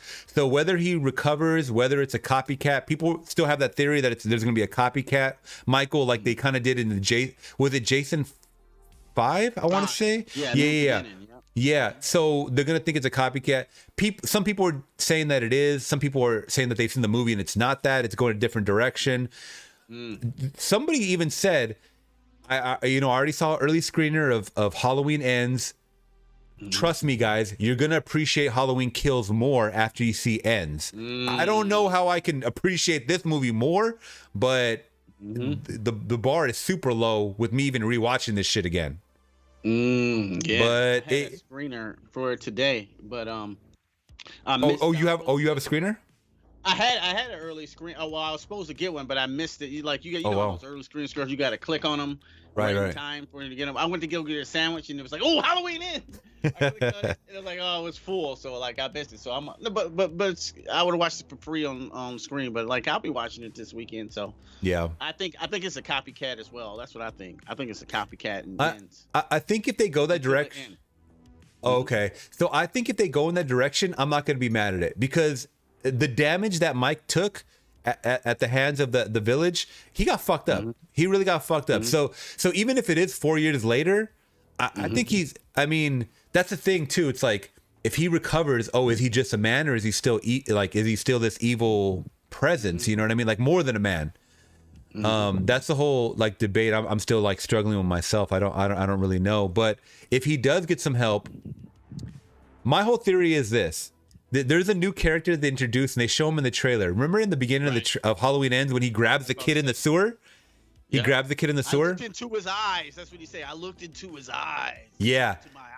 So I think it's some type of a transfer of evil or something. Transfer or evil, like guys kind of be the new Michael Myers. Because I think in the end, Michael comes back to fight Laurie, the real Michael Myers. That's what I think. I'm just. That's where I'm going to with this, because.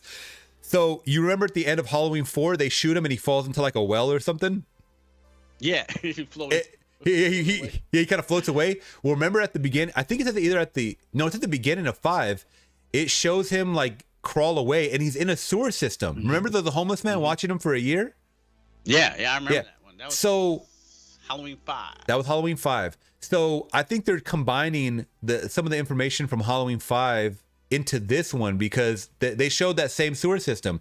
What if he kind of just grabs that kid and either through an evil transfer or just forces him to do his bidding, basically, until he gets better to come back to fight Laurie, like you said, like in the end. That would be the best outcome for me, because I don't know. Michael looks different in these trailers. That's all I'm saying. The Halloween Ends shit. Yeah. I agree. I agree with you. Well, like maybe he might have grabbed him a couple years ago, like when he did that sewer grab, and he was kind of maybe somehow nursing the real Michael Myers back to life, and they do this big reveal like, oh, the real Michael Myers is still alive. And I see it going down like that. I don't know why I feel it like that, but I feel it like that. And maybe that was go down. Maybe that's going to piss a lot of people off. Yeah. Or maybe some people will be with it. So like, like it's going to be interesting to see a couple of days here. Couple days, guys. I mean, it's going to be on streamer, so that's kind of my thoughts on our favorites and our least favorites. I know you guys were giving your thoughts along the way. I was trying to let me see if I can scroll all the way up in the chat and see if it even shows that. You know what? I might not even have it. But Cole Warner, if you're still in here, give me your rankings because I saw you did a ranking before. Let me go over some of these questions. It's Jerry is saying, what was the ending supposed to mean at the end of Halloween 2 by Rob Zombie? I was confused as hell. Oh, that was the white horse. Yeah, I don't remember what that. The white horse is supposed to mean something though, like in not in horror movies, but let me see. Yeah. What does a white horse? What does a white horse symbolize? The white horse is another horse archetype that holds cultural and symbolic significance. White horse meaning includes purity, heroism, spiritual enlightenment, and the triumph of good over evil. So maybe Michael was trying to. That doesn't make any sense. He was trying to be good, but he was killing people along the way. I don't know. I really don't know. I don't know. I guess they're trying to show sympathy for Mike there with the white horse thing. Like, come on, man. That really messed it up. I think Rob was trying to get a little too artsy and it went over everybody's head. A24. Yeah, like this ain't an A24 film, Michael. This is still Universal property, I think. I think those are Universal movies, right? I think those are Universal movies. I could be wrong. Maybe. I don't know. I think you're right. Maybe I don't know. Noe, I believe is, or Noe in the chat is saying Halloween 4 is my top 5 Halloween favorite movies. Top 5 Halloween. Yeah, so I got someone on board with Halloween 4. I'm definitely check out Halloween 4 if you guys haven't seen it in a while. It definitely gives you those Halloween vibes. Let's see what people are saying. Let me see. Please leave your questions in the chat, guys. We'll be on here for a little bit longer. I know we've gone over 2 hours. Oh, 2 hours and 30 minutes, man. We doing it. Cherokee Mammy saying never really got into the Halloween film, she said. Let's see. I'm going back in the chat.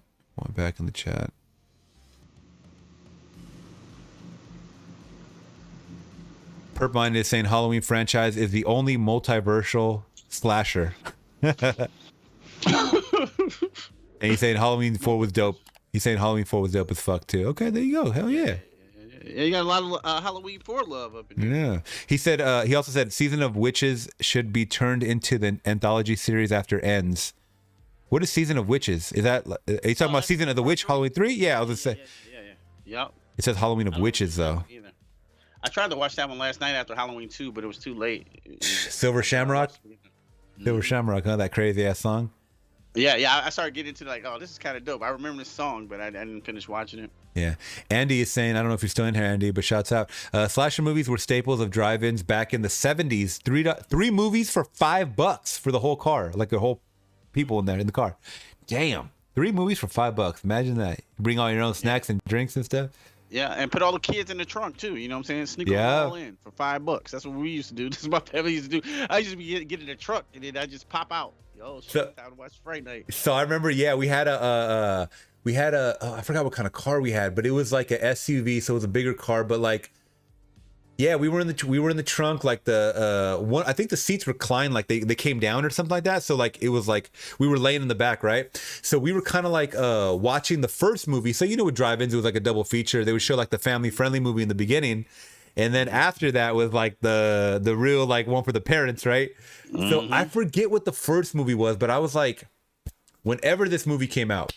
But the second movie that we were not supposed to watch, we were supposed to be laid down asleep already, was Seven with Brad Pitt and Morgan Freeman. And I remember like peeking my head up like this to watch it. And I remember seeing that big old, the first guy that had died, the obese guy, but he died from like gluttony. And that scene just of his big old back scared the shit out of me because it looked so real. It looked so damn. I think it was a real guy. Yeah. You know what I mean? So it's like, I remember we were not supposed to watch it. Whenever that came out, what was that, like late 90s, I want to say, or mid-90s? Shoot, that's let me guess. 95. Oh, sorry. 95. Yeah, you got it. Yeah, so I was 10 years old, but they didn't want me seeing that. They thought it was a little too graphic, but that was creepy as hell. That one was one of the craziest endings I've ever seen too, by the way. What's in the box? Yeah, love the driving. Yeah, Universe is saying, Universe Pink is saying, Halloween movie marathon now on AMC. So if you got AMC, guys, You know what? I got cable now, so let me see if I got the AMC channel. I'll be throwing that shit on in the back. Yeah, they always do that. Every Halloween, they just, you know what I'm saying? All the month of October, they just play Halloween movies back to back. Yeah. They just I haven't had cable for the longest, man. And we hooked up cable in the new place, and this guy was like really trying to sell me on the cable. And I'm like, I can't, nah, I just want the internet, man. And he's like, no. He goes, I'll reduce your bill by $5 and I'll give you cable for free. And I said, okay, let's do it. They really want people to stay on, man. We got Spectrum. They really want people to stay on cable because they know everybody's streaming shit, you know? Mm-hmm. Yep. That ain't bad though, you know, for free. Yeah, drop and you cut my bill down to $5. Why not? Mm-hmm. Universe Pink is saying H2O is my favorite. Okay, so we got H2O. Yeah. Jamie Lee Curtis, short hair. Yeah. Eric Brown is saying H2O felt more adult, like after the Thorn ridiculousness. Oh, so he was digging the ridiculous. Okay, interesting. He said, plus you had LL Cool J smash hit from the soundtrack. My Myers hat looks like a shark's fin. Oh, was that a line LL Cool J said? My Myers hat looks like a shark's fin? Yeah, what? I remember his original line was from like I'm bad. He's like, my hat is like a shark's fin, you know. Oh, so God. Maybe in that movie he might have I'll have to rewatch that. That line, yeah. I'm gonna re-listen to that soundtrack. Jerome in Seattle in here saying my faves growing up in the 70s, 80s: The Exorcist, The Shining, Jaws, Halloween 1 and 2, Friday the 13th 1 and 2, Nightmare on Elm Street 1, Hellraiser 1. I'm sure I'm missing some. Love your reaction. So thank you so much, my friend. Wow, that's a lot of good movies coming out of the 70s, 80s, man. Oh yeah, that's what I'm talking about. Like we talking about the GOAT of horror movie decades. I mean, shit. Yeah. Late 70s to 80s for sure. You know. Yeah, for sure. Universe Pink is also saying Halloween 4 and 6, H2O, my all-time favorites. I got to rewatch 6, man, because I do remember liking that one, but I don't remember a damn thing about it. I remember they killed off Daniel Harris's kid. Well, Jamie Lloyd, who it wasn't played by Daniel Harris, but remember she was like grown up. And please tell me you remember this, because I hope I'm not remembering this wrong. So technically in that Thorn cult, the Thorn timeline, Jamie Lee Curtis is supposed to be his niece, right? That would be his niece. Who would be his niece? Because Lori is his sister, and if Lori, gave birth to Jamie Lloyd, who played by Daniel Harris, that's supposed to be his niece, right? Yeah. I think you're right. Yeah. So in that, do you remember in part 6, she's giving birth? And they imply that it's Michael's baby. Oh, what? Do you remember that? I could be tripping, but there is an implication that it's Michael's baby, because they want to pass the bloodline on. Right. Damn, and I'm like, what the fuck? I know. I do remember her giving birth, but I was a kid then, so I didn't think about Michael's baby. Like, rewatch. Michael got down. Huh? Yeah, like, can you even imagine? Like, did he still have the mask on, or what? That's what I'm saying. He got the music on a playlist, son. Yeah. It could be a Mandela effect. I don't know, but I vaguely remember them saying it was like Michael's, like they continued the bloodline, the Thorn cult bloodline or some shit. Oh, you gotta have the mask on, son. Oh God. But that was, you have the whole suit and then just take it out of the hole and do it, Oh my God, man. The whole damn whatever that suit was, that the not construction worker, but you know what I'm talking about. Yeah. That damn suit, like the guys work on cars with the the blue Ghostbuster suit. Yeah. That's wild, man. But yeah, that's that's he can drive, though. Michael can drive, you know what I'm saying? He can pick up chicks. You know what I'm saying? Possibly. He had the core picking up gravestones and stuff. So one day he might have got it on with his niece. Eric Brown is saying it's Thorncest. So stupid. Instead of incest, Thorncest. What's that? I'll have to look that up and then they did that character wrong. It's so dirty, man. They killed the shit out of her. Remember they like slammed her against like that spike and it was like a drill that was like rotating and I was like, oh God. They really killed her ass. But they really killed her ass. But yeah, so anything else you want to say about this Halloween franchise, man? I mean, we went on 2.5 hours. Wow. Yeah, that's a good one, man. I had a blast with this. I think we broke it all down here tonight with the Yeah. Halloween stuff, bro. It was a blast. I didn't think we would go that deep with the Thorn trilogy just now. You know, Yeah. with the baby stuff. That was dope. We even went into the Rob Zombie stuff. You know what I'm saying? How the part 2 of Rob Zombie's in the one. We broke it all down, man. I don't have too much more to say, man, but it's Halloween, and Halloween Ends comes out in a couple days, son, and everybody's gonna be watching it, and then they're gonna go back to your video, you know what I'm saying, see the full breakdown, man. Thank you so much. It was a pleasure to, you know what I'm saying, be here to talk horror anytime, bro. We still got the rest of the month, so Oh, you know yeah. what I'm saying, whenever you want to hit me up, just hit me up. You know what I'm saying? We can talk about some stuff. For sure, I got you, my Thanks, friend. man. Yeah, thank you so much for having me, for being on my channel. I'm sorry, and just gracing me with the knowledge of you watching these movies, man. Because I forget along the way. I got to rewatch a lot of them too, and of course those classics. You got a lot of knowledge too, man. You got a lot of knowledge too, because you brought up stuff I forgot. Yeah, so. Oh, thanks, man. Yeah, and then those classics that we were talking about, like Fright Night. You know, early on, Children of the Corn. I'll be watching those for the channel. Just a heads up, guys. I'll be watching all that for the channel as much as I can fit in these next 2 weeks. And I was even telling people too, why do most of us always gotta like delegate horror movies for October only? Let's just watch them all year round and talk about them. Yeah, I do. You know. I know you do. I gotta normalize it more for my channel because like like I said, I mean, man. yeah. You talk a lot of horror. You talk a lot of horror. I try to. I mean, yeah, I always find myself just watching like, you know, drama or action movies or comedy or whatever. But I'm gonna start watching horror movies just in random months, you know, and get What do you think of this Chucky series? You watching new Chucky? Oh, yeah, Cave. I have not. Well, yeah, but I haven't finished the first season. Okay. I think I still had a couple episodes left of the first season. I kind of fell off it a bit. I'll be honest because. Yeah, there's multiple subplots in that. Like there's the whole factor of the kids in high school, and there's the Chucky. I will say I love the Chucky aspect. Like I do love that. I love that they're bringing back all these characters that are canon to like the movies and stuff like that. I heard we did see the trailer live on one of the live streams, and the whole Glenda Glenn thing. Being brought back into this new season as like actual live action people kind of has me a little confused, but okay, let's do it, I guess. I love Jennifer Tilly, so I'm gonna love seeing her. I think I'm gonna catch up and probably watch it. I'll say that. Yeah, I think it's on the this second week is out now. That's my son kept peeking in here because my son is 10 years old and he loves Chucky. Oh, okay. He's like, well, you guys talking about Chucky? Chucky, because he been asking all day yesterday. We gonna watch Chucky? Yeah, we gonna watch. Yeah. Okay, yeah, I might have to check out that, man. But yeah, thank you so much for joining me, man. And yeah, thank you guys, everybody that's still in the chat here. Once again, 2 hours and 40 minutes strong. If you guys are new to the chats, I go live every Monday, Wednesday, and Saturday. So just look for the scheduled link and check out my videos, my reactions, my movie reactions coming out, trailer reactions, whatever's dropping coming up. And there you go. Hit like if you guys want. Hit subscribe if you guys can.